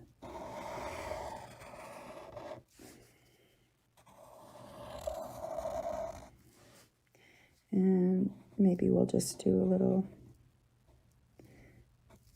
connecting thing at the bottom. So we'll make it look all nice a little bit later, and fix some of these kind of awkward ends and make them into a smoother image.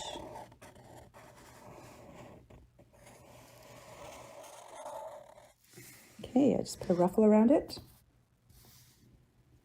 And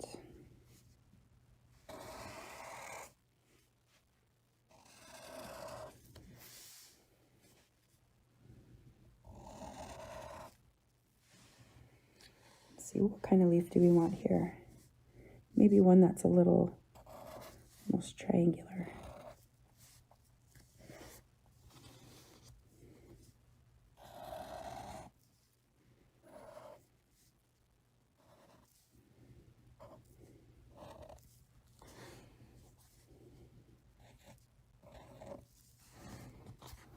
Looks almost like a beak. And here.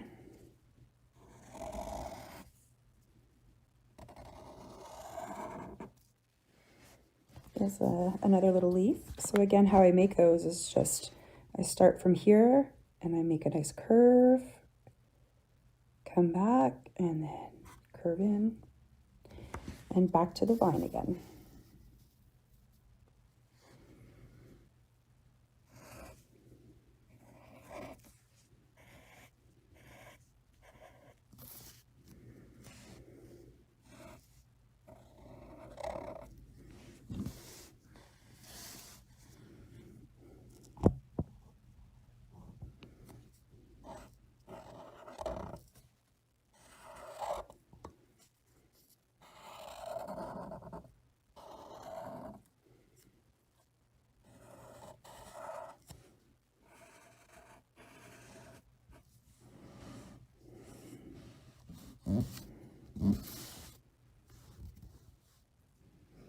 So I'll make it a little bit balanced from the bottom and the top, but before I do that, I just want to show you how to make a bud. Okay, so I just put this little sprout coming off, and what I'm going to do next is just make a circle, a small one. And then I'll follow up with that. And a little hat to go on top. And then always outlining the inside of each flower. So that's how you make a bud. And sometimes people will put like these little antennae coming out. So, and sometimes I'll put a dot at the end of them, a little circle. Another way to do a bud, I'll draw it on this side. I'm gonna make a bud coming out here, is to draw another circle. I made this one a little bit bigger, and then I'm gonna just like go like that because the bud's gonna pop open, but there's maybe some leaves and other foliage that's waiting for it to come open. That's stopping it, I mean, from coming open. It might be at the top. It'll fall off. I'll put a couple of leaves here. I'll outline this one and outline that one, and then we have another little bud. So now we'll just take a look at it, how it looks all together. So where I think I might add something is probably somewhere over here and over here. So take a look at your overall design and see where it needs to just gain a little bit more balance. So sometimes it takes just like looking at pictures or like thinking about what you would like to see in a design and looking it over and over and turning it around and around and around again. And trying to figure out, okay, what do I want to draw?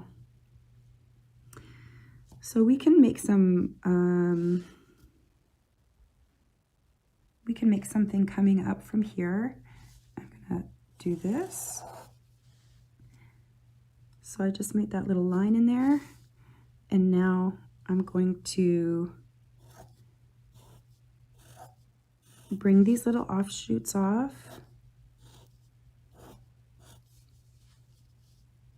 And I think here is where I'm going to do with the fine tip. So this is the smaller one, and I'll just do like a bunch of little flowers.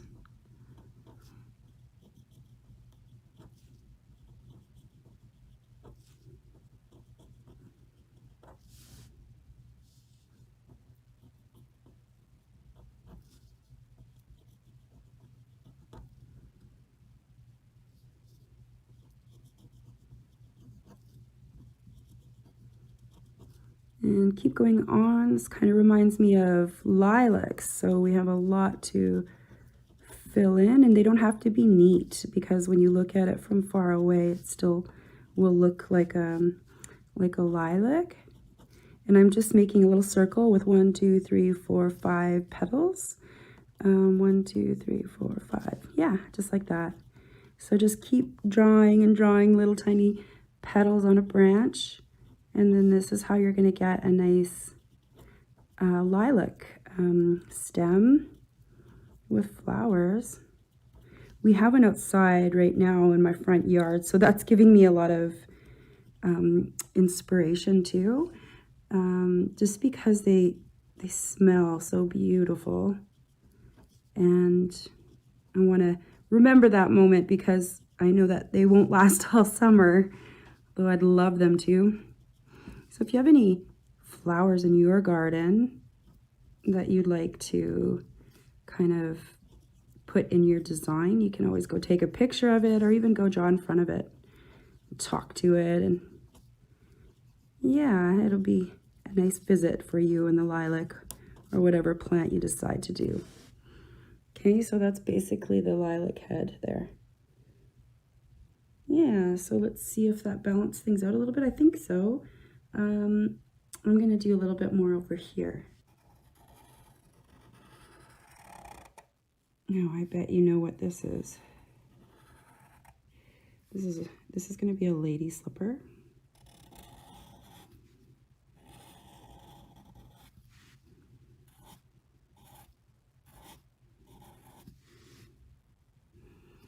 Here's the other side.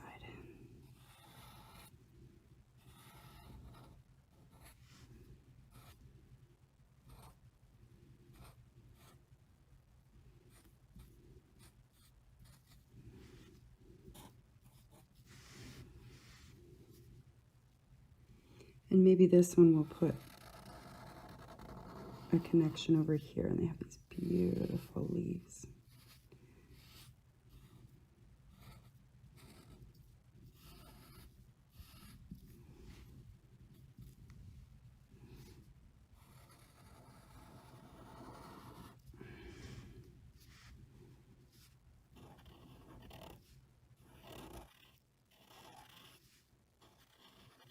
And they say when you have a 5-petal flower, which you can make like that, like I just did, or you can make the flower by putting a circle and then adding 1, 2, 3, 4, 5 spokes to it, and then just like connecting the spokes afterward.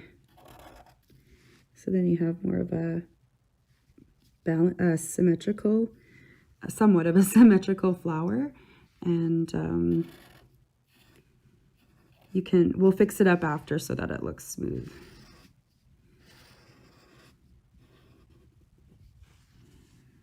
So all these little kind of mistakes that you see will no longer be there.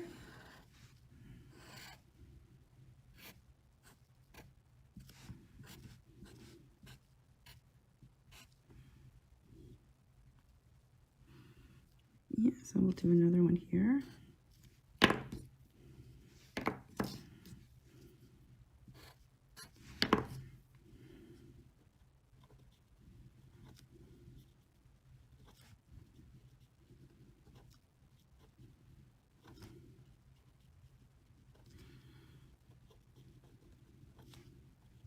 lilac's great because it, I think it helps bring a lot of calm to people. So sometimes people put it in their tea even, just like lavender in a way. Lavender is also a very fragrant flower to have in the garden.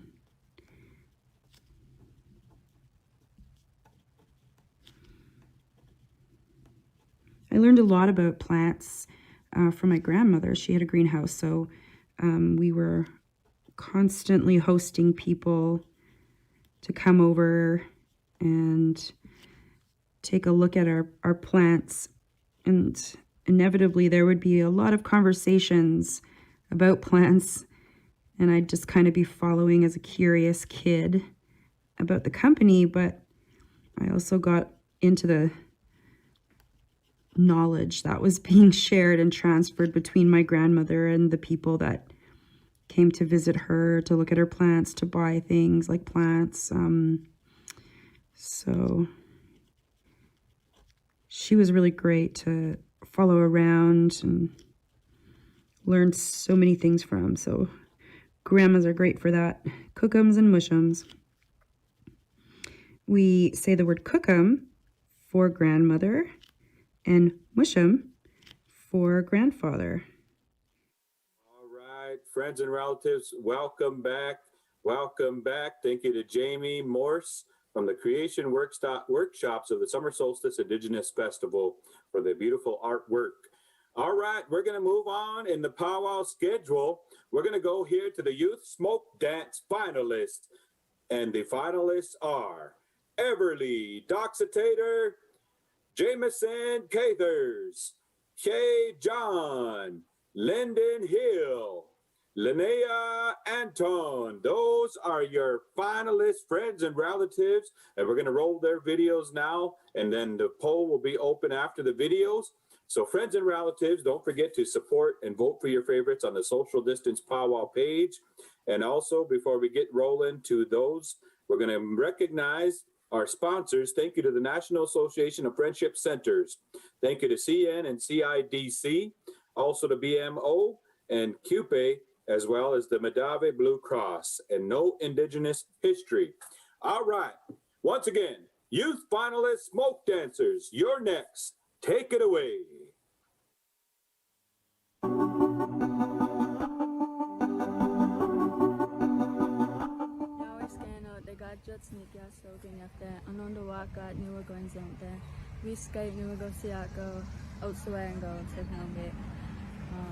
Hello, my name is Kay. I'm part of the Turtle Clan. I'm from a Seneca Nation. I'm 15 years old and I live in Pine Woods, Cattaraugus.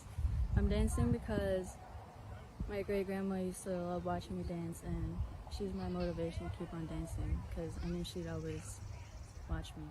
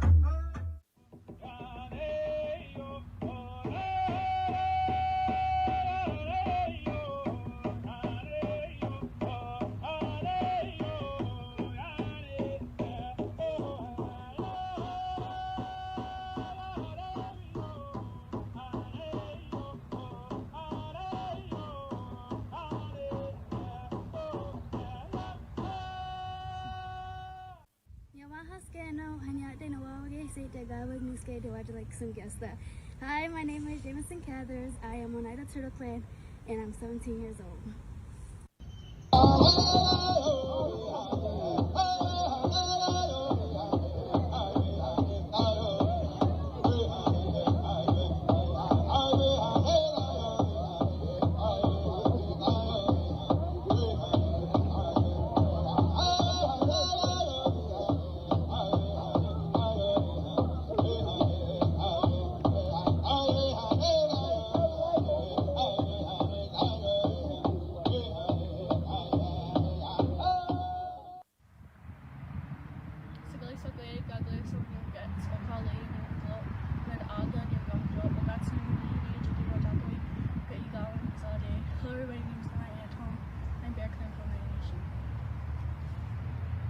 Get it, girl. Get it, girl.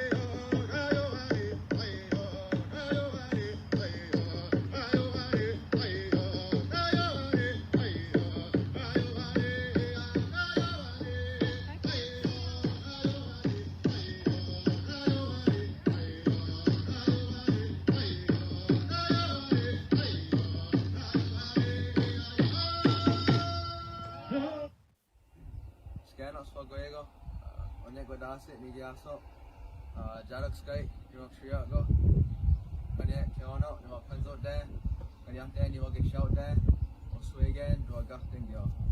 I said, hi everyone. My name is Lyndon Hill, I'm 17, Mohawk Nation, Turtle Clan, and I'm from Grand River, Six Nations, Ontario.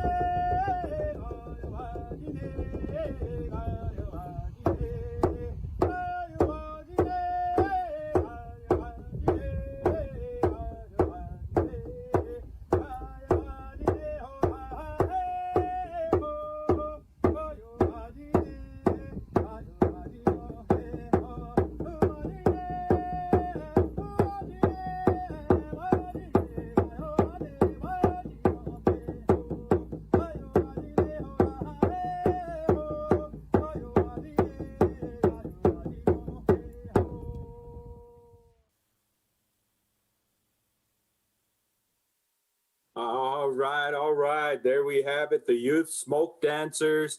Man, we had some awesome talent across Indigenous First Nations country.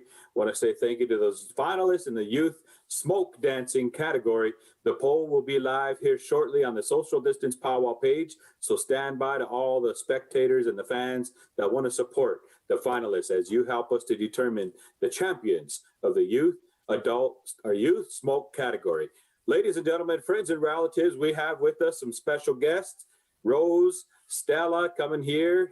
We want to thank you for welcoming them from the Center for Indigenous Theater. Thank you for joining us here today. Rose, take it away. Ani, bonjour. Hi, everyone. I'm Rose Stella from the Center for Indigenous Theater. I'm the artistic director. And right here, we have Michelle Williams. Hi, I'm Michelle Williams. I'm the Managing Director for the Center for Indigenous Theater. And we're coming to you from Big Medicine Studios in North Bay, well, actually Nipissing First Nations, but the school is located in Toronto, in Tukuranto. And we are a full-time 3-year program with an offering of a 4th-year program, and we do theater training and for Indigenous students. So we have a new school year coming up in September. I'm going to show you a poster because we have a great poster. Yeah, beautiful. Our website is indigenoustheater.com, and you can find out lots about us on our website. We also have an application on the website for anyone who wants to attend to go there, and you can find information on how to call us if you want to talk to us directly to ask questions about the program, when it starts, how long it is. And we are really, really excited about getting started back in September in our studios. I'd like to highlight for all our applicants that no students is ever turned away due to a lack of funding. So if you are unable to secure funding but are interested in coming to our school, please contact us and Keep going. please contact us and we'll be happy to discuss options around funding to get you into our school. Right now we are at Big Medicine Studios, and our students come here once a year, and we're excited to be in this part of Ontario for a 10-day workshop with Sid Bob and Penny Cucci. And we have 7 students here, and it's really been an informative time, and it's a great way for us to celebrate moving towards the end of the COVID-19 pandemic, that we're feeling some relief being here. So our school was able to safely and successfully weather the pandemic for the last year and a half. Our students who joined us in our first year last year were really courageous and committed to training and to the program. And so we're looking and hoping to have additional applicants this year who will join them and be just as courageous in joining us into Toronto to participate in our conservatory style theater training that prioritizes Indigenous culture, practices, and language. I just want to say that we take students all across Canada and the US and across the world. So no matter where you're from and you're Indigenous, all are welcome here. So we hope to see you and your application in our school for September. Thank you for having us. Thank you so much for having us. Miigwech. Thank you, Rose. Thank you, Center for Indigenous Theater. Thank you guys for coming on. Thank you. Thank you for having us. Think we're done.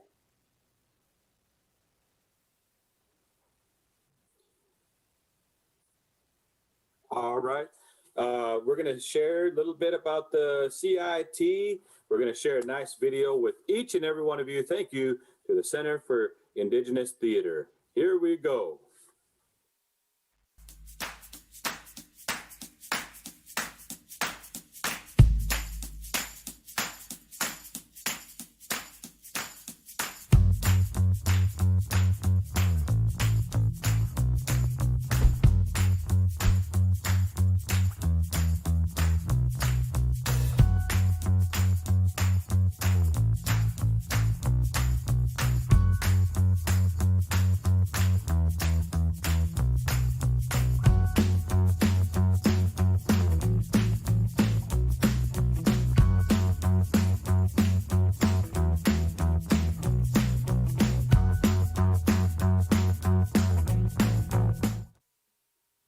All right. Once again, it was great to have some special guests from the Center for Indigenous Theater here on today for this Summer Solstice Indigenous Festival. Friends and relatives, we're going to be going here back to Jamie Morse from the Creation Workshops of the Summer Solstice Indigenous Festival. So stand by for that. And thank you all for joining us here for the 2021 Summer Solstice Indigenous Festival. Those of you that have been tuning in all month, it's been a great celebration of Indigenous talent across First Nation and Indigenous country. So friends and relatives, we're going to be going back here, but join us back here at the top of the hour, 4 o'clock, for the Hoop Dance Finals for the adults. So here we go. We're going to go back to Jamie Morse for the Creation Workshops, the Summer Solstice Indigenous Festival. Take it away. Cree, and that's from the northern Alberta area. My dad lives at the Buffalo Lake Métis settlement, and I grew up in Lac La Biche, so that's really close. There, now we have kind of 2 sets of lilacs, and over here we can add some lines into some thin lines maybe.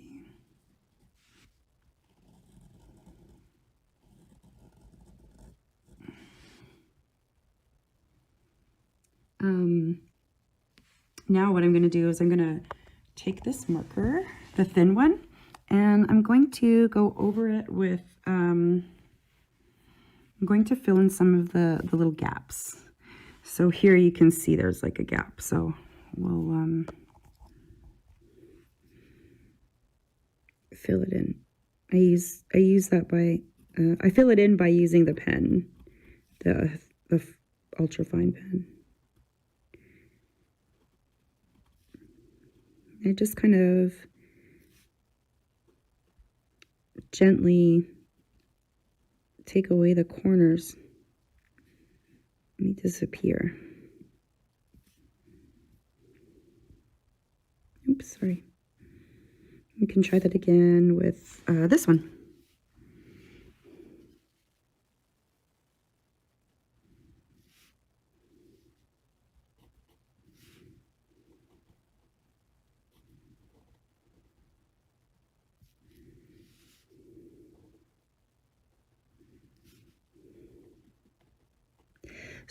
So another kind of thing to keep in mind is that if you think you made a mistake, it's probably not a mistake. It's probably telling you somehow to be a part of your image.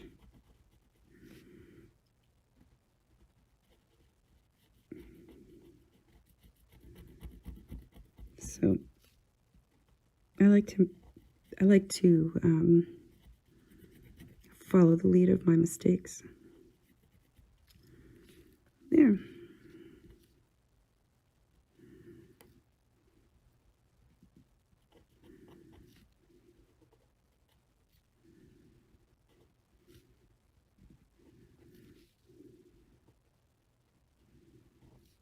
And again, I'm outlining it.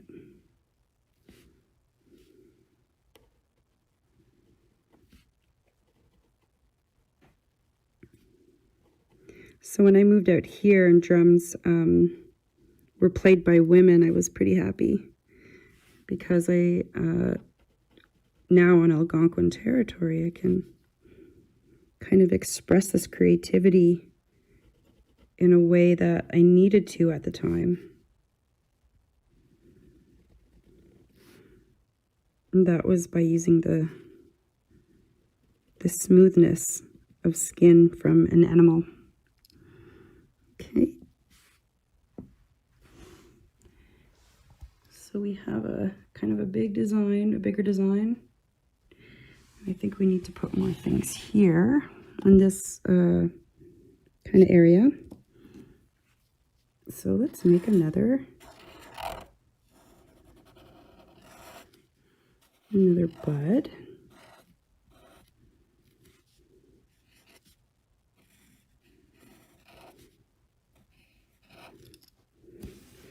Ta-da! There it is. Now, if we want, we can use this opportunity to connect some of the flowers.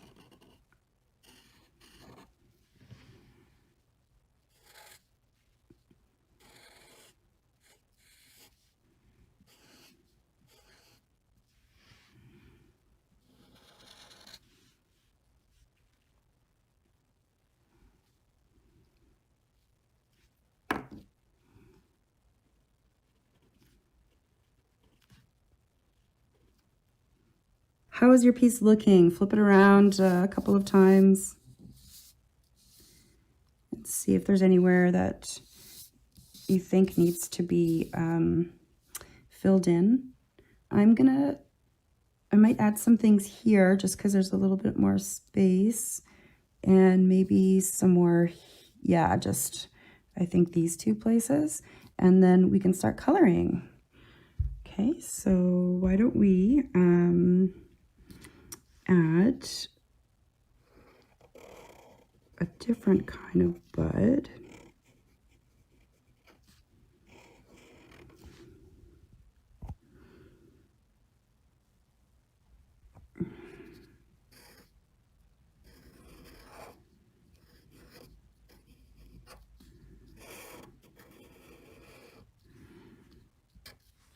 Here's the piece. Now, if we turn it around, it kind of makes a little more sense. And now you color it in. So how I color it in is I'll put like a darker color or just a contrasting color here and one in here. So like blues and orange and maybe red and purple or yellow and pink. So you could do a dark yellow and a bright yellow.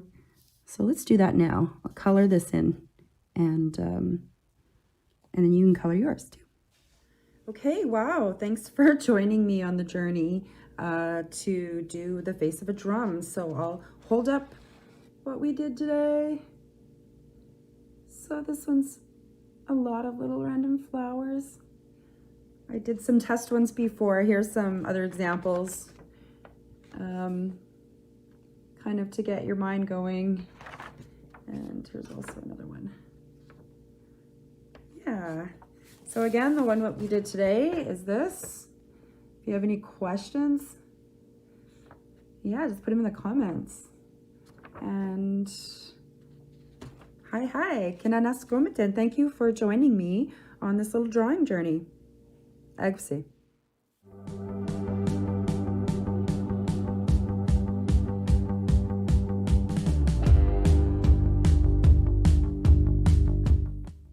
All right, we want to say thank you to Jamie Morris from the Creation Workshops of the Summer Solstice Indigenous Festival. We're rolling right along as we start to wind down on the live stream on the finals of the contestants, the finalists of the Summer Solstice Indigenous Festival. Would like to thank each and every one of you for tuning in and being part of this day, this Father's Day, Sunday, June 20th, 2021. We're live all across the United States and Canada, all across the world. Friends and relatives, we want to say thank you for tuning in here today. And at the top of the hour here at 4 o'clock Eastern, we're going to be going to the Hoop Dance Top 5 finalists. So stand by for that. But in honor of Father's Day, you know, I myself being a father and knowing many of my brothers and uncles and relatives across, the nation, I want to say happy Father's Day to you. So in that honor, I'm going to share a few songs as we get ready to cue up the adult hoop dancers. So here we go. I'm going to share a few songs in honor of Father's Day. Way, hi, oh, hi, hi. Yay, oh, hi, hi, hi, oh, hey, oh, hey. Yay, ah. Hey, oh, hi, hi. Hey, oh, hey, hey, oh. Hey, yay, oh, hey, oh, hey. Yahweh, ah. Hey, oh, hey, yay, oh, hey, oh, hey. Way, hey, oh, hi, hi. Hey, oh, hi, hi. Hey, oh, hey, oh, hey. Way, hey, ah. Hey, oh, hi, hi.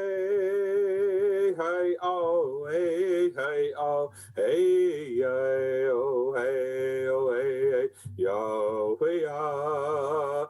Hey, oh, hey, yay, oh, hey, oh, hey. Hey, hey, oh, hi, hi.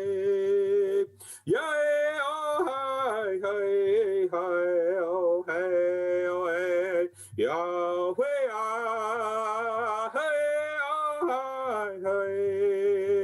Hey, oh, hey, hey, oh, hey, hey, oh, hey, oh, hey, Yahweh, ah. Hey, oh, hey, hey, oh, hey, oh, hey. All right, a little song there for my brother, Devin Whirlwind Soldier, a song dedicated to all the fathers out there. And this next song, being a father myself, I'm going to share a song that I composed for my daughter. And my brother Quentin Pushataniqua and myself, we made this song down at and we shared it at the Crow Creek Hukapati Dakota Nation annual celebration down there at Fort Thompson, South Dakota. And so in honor of Father's Day, I'm going to share this song a song for my daughter. So in honor of Father's Day.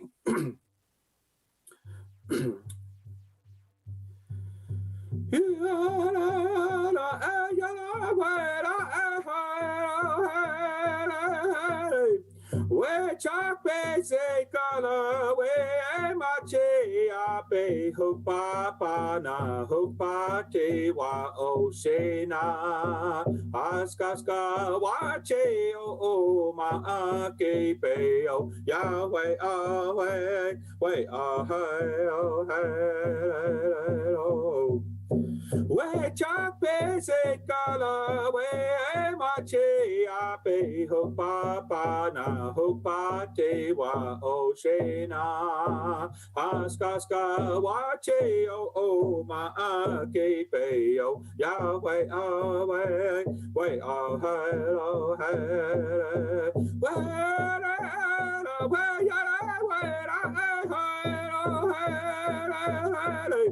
we chop say color we mache ape hook papa na hook pate wa o shena askaska wache o ma ake pe o Yahweh away way oh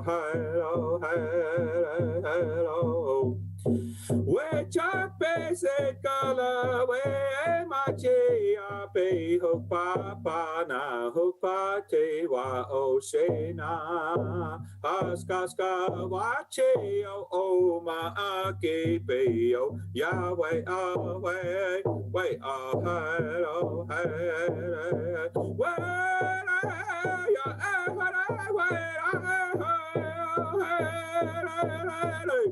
we chop say color we mache ape hook papa na hook pate wa o shena askaska wache o ma ake pe o Yahweh away way we chop say color we mache ape hook papa na hook pate wa o shena askaska wache o ma ake pe o Yahweh away way all right. This next song, friends and relatives, as we are about 4 minutes or so away from the adult hoop dance finals. This next song, in honor of Father's Day, I'm going to share a song that, back when my grandfather, Whitney Renkow the First, when he was alive at his 80th birthday, I reached out to some of my drum brothers from the Midnight Express Singers. I asked Jeremy Worm Dearly and my uncle Jerry Dearly to compose a song in honor of my grandfather, who's a veteran, and I asked him to come on and share a little bit about, his life and the things that he's accomplished. So this next song is dedicated to my late grandfather, who's kind of my father figure, and on Father's Day here today. He's a veteran, traditional dancer, a drum keeper, and he was involved in many aspects in our community. So a song for my grandfather, the late Whitney Renkow the First, and sending this out to all the veterans, all the fathers out there.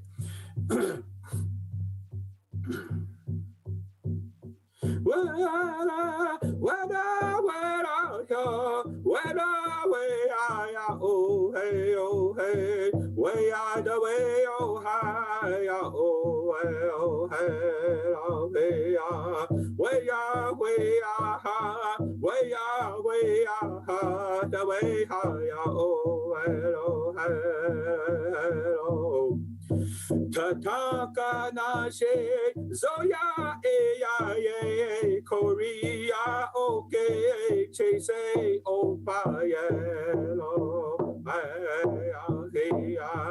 toke ya te wa he kawake he ota we chakela yellow the way oh hi ya way hi ya oh hello way ya way hi ya oh way da ya way oh hi ya oh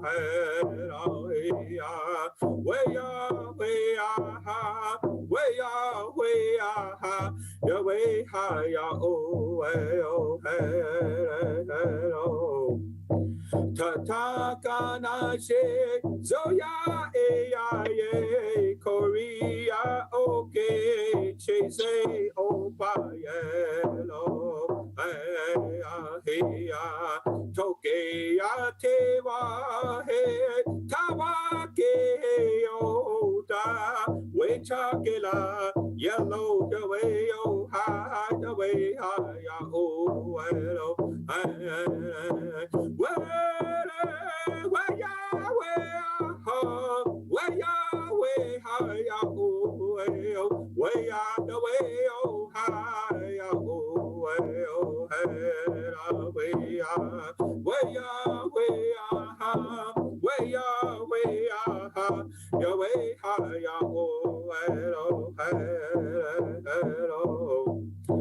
Tatakana she so ya ye Korea okay chase opa yelo hey ya toke ya te wa he tawa ke ota we chakela yellow away oh ha ya way ha ya oh hello.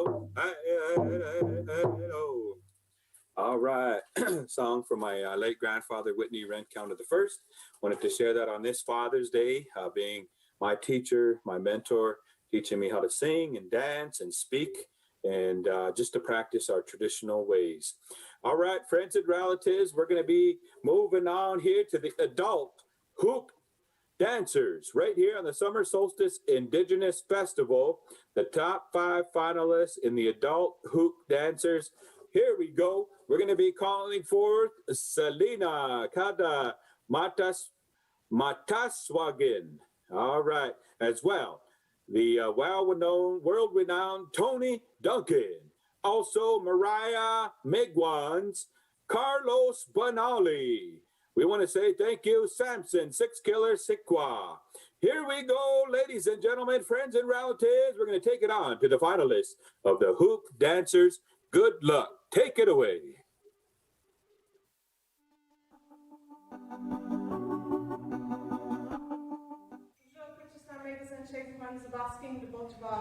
Good afternoon, my name is Selena Kato Mataswa and I come from Zabosky First Nation. I just want to take this opportunity to thank the Summer Solstice for giving me an opportunity to participate in the Powwow, the dance special as I'm one of the finalists. And I just want to say the reason why I dance is for the healing of our people.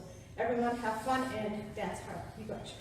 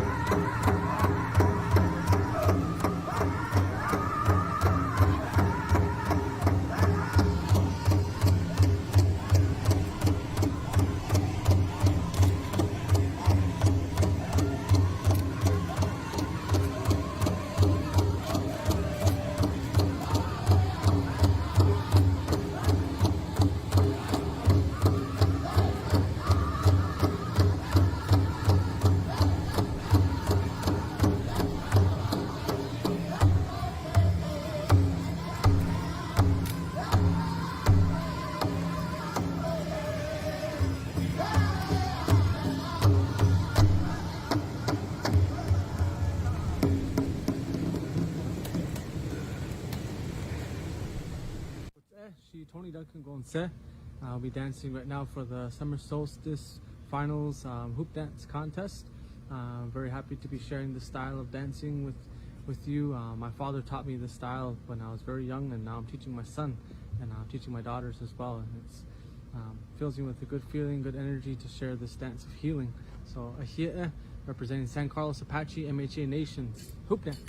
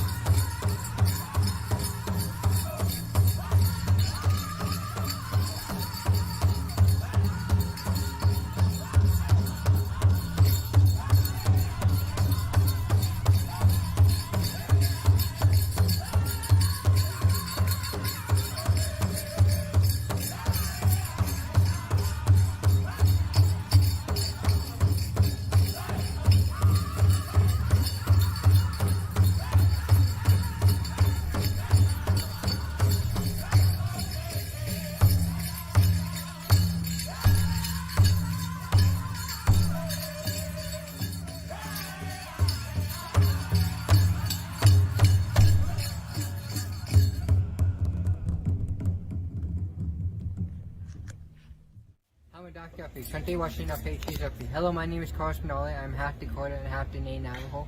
I'm 20 years old. I've been dancing hoop for about 9 months now, so I'm still relatively new. I want to thank Social Distance Powwow and Summer Solstice Powwow for hosting this special. And thank you all. Hope you guys have a great day and enjoy my dancing.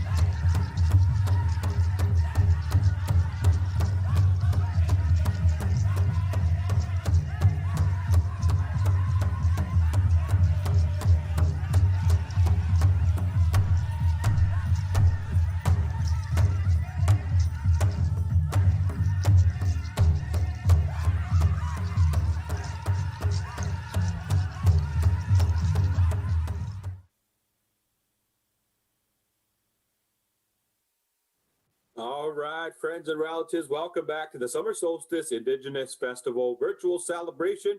We have with us the champion hoop dancer from the Tony Duncan Music and Dance. Look him up on Facebook. All right, Tony, we're going to turn it on over to you. Thank you for joining us here today.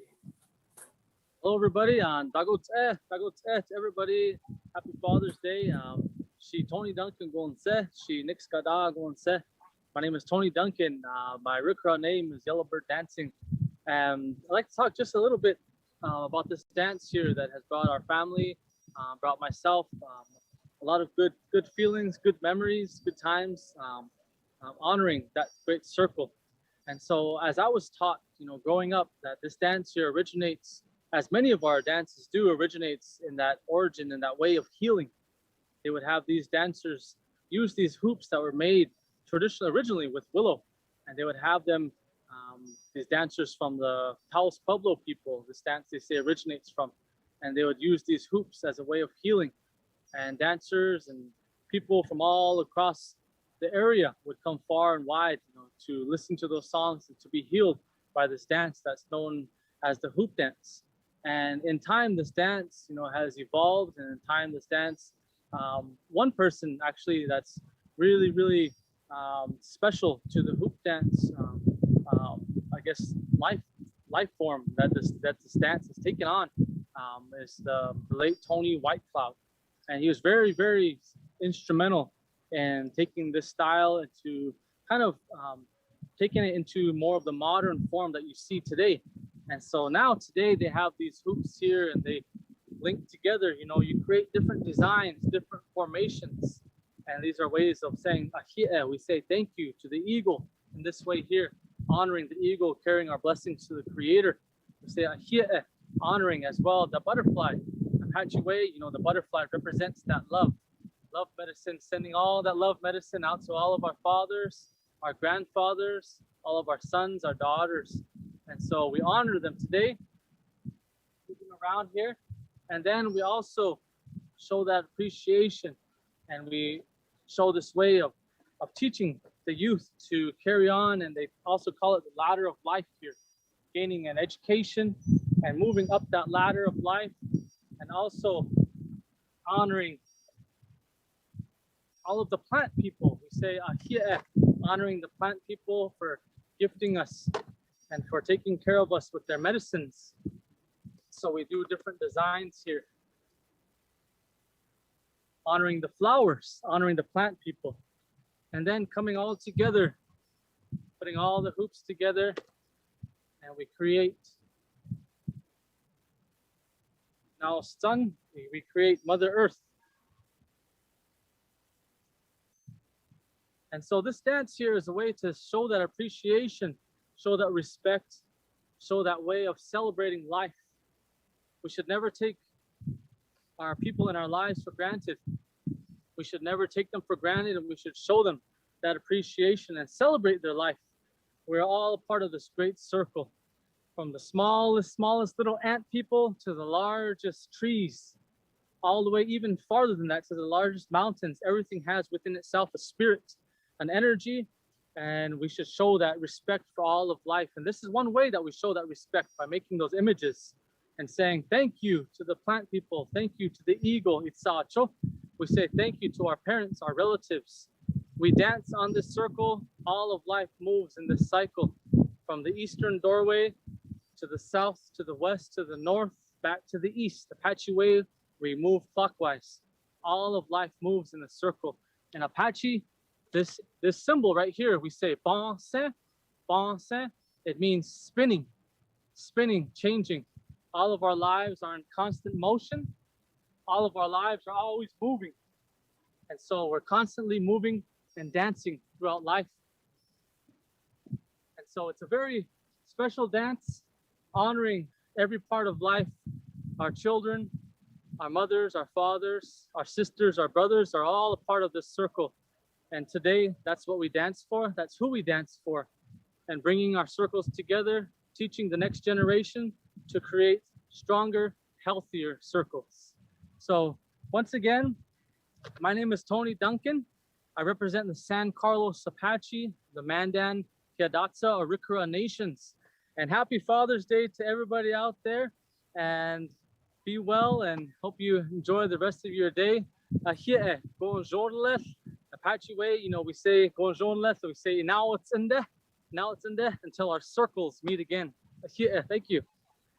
All right, there we have it, friends and relatives, ladies and gentlemen, Tony Duncan, sharing a little bit about the hoop dance and some good words, some good blessings, and good energy all around. Keep up the good work, Tony. Thank you for joining us on the Social Distance Powwow Summer Solstice Indigenous Festival. All right, friends and relatives, the voting is open for the adult hoop categories. It's on the top of the announcements up there on Social Distance Powwow page. And also, next up, I'm going to introduce to you the finalist of the Youth Hoop Dancing. Ladies and gentlemen, finalist number 1, Shantae King, coming on up. And then, is it Nashi Duncan? Is that how you say it, Tony? Nashi Duncan or Nachi Duncan. All right, someday I'd like to learn that name in person. Next up, we'll also have finalist number 3, Keanu Town. Keanu Town. Another finalist, number 4, Mila Rencounter. Finalist number 4 for the Youth Hoop Dance categories. All right, friends and relatives, we're getting ready for the hoop dance. Someday I'll get my hoop and try out a little bit of hoop dance here live on Summer Solstice Indigenous Festival. But friends and relatives, we're about a minute away to the broadcast of the finals of the hoop dance for the youth dancers. You're tuned in to the Summer Solstice Indigenous Festival. Ladies and gentlemen, this is the final category, bringing us home, the youth hoop dancers. Friends and relatives, we want to say thank you for joining us all day, these last few days. Matter of fact, this whole week for the Summer Solstice Indigenous Festival Powwow virtual edition, and then all month long for the Summer Solstice Indigenous Festival, for catching all the great action and all the great words, all the great talents that have been shared here. And also we want to make mention of our co-host here. The NIPD committee is hosted by the National Association of Friendship Centers, and also the CN and CIDC co-presenters here today throughout the weekend. And also we want to say thank you to BMO and CUPE, as well as Madavi Blue Cross. Thank you also to No Indigenous History, presenter of traditional knowledge. We want to say thank you to all of our sponsors, all the supporters, and thank you to each and every one of you for tuning in and for helping us in our continued excellence as we share virtually and keeping the people safe, but sharing the talents of Indigenous people here.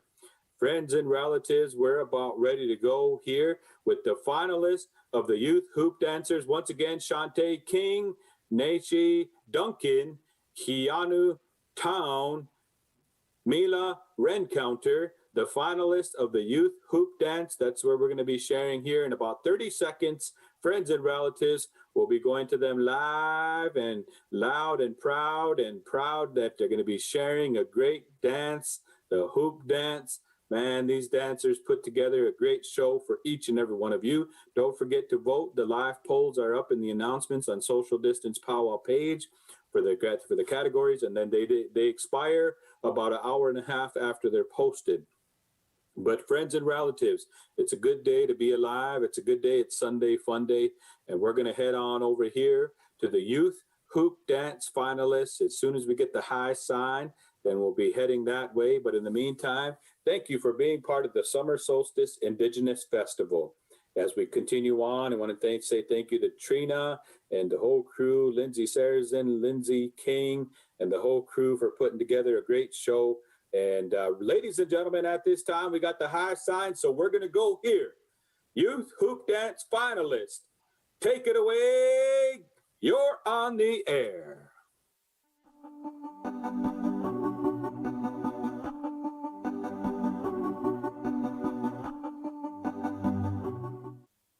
King, I'm 10 years old. I'm Niska and Anishinaabe.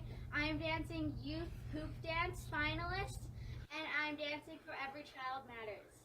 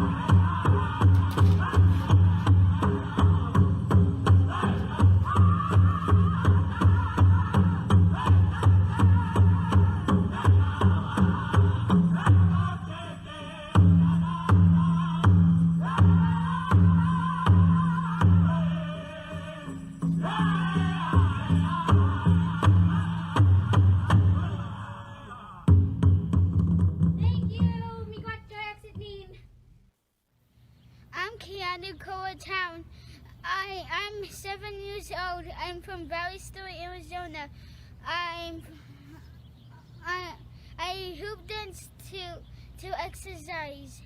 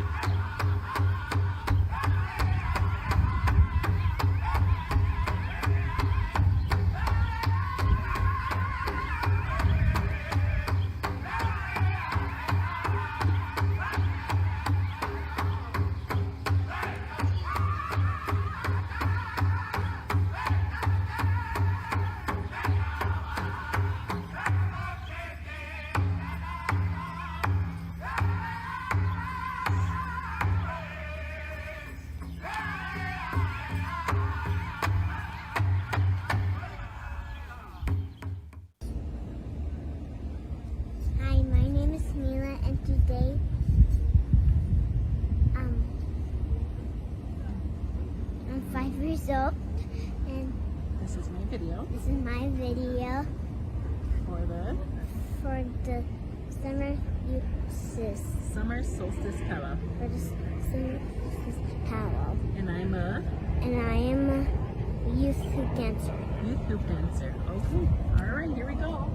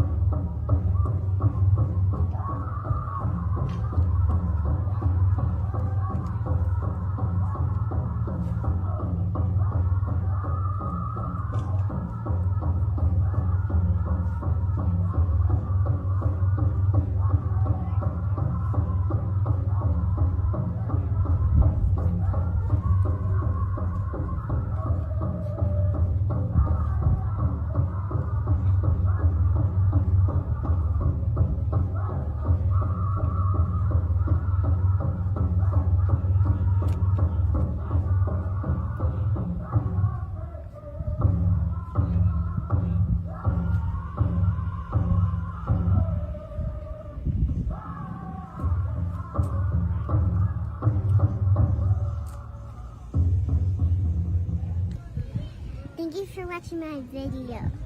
I hope you guys love it, and I'll do more videos, and I love you guys, and I hope you have a great time with your whole family and watch it, and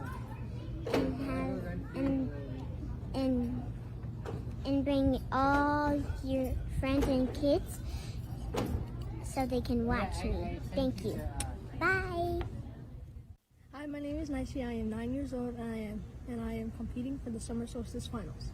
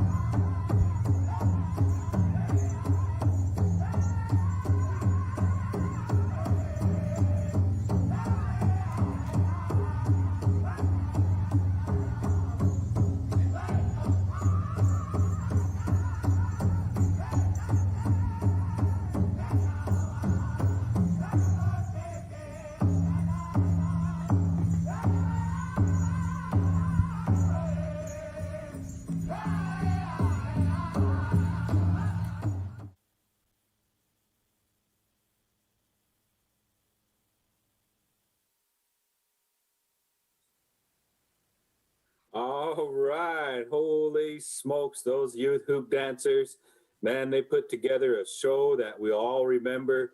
You know, I want to say thank you to all the contestants these last few days. Matter of fact, this whole week, all of you put on a great show of celebration and talent of song and dance.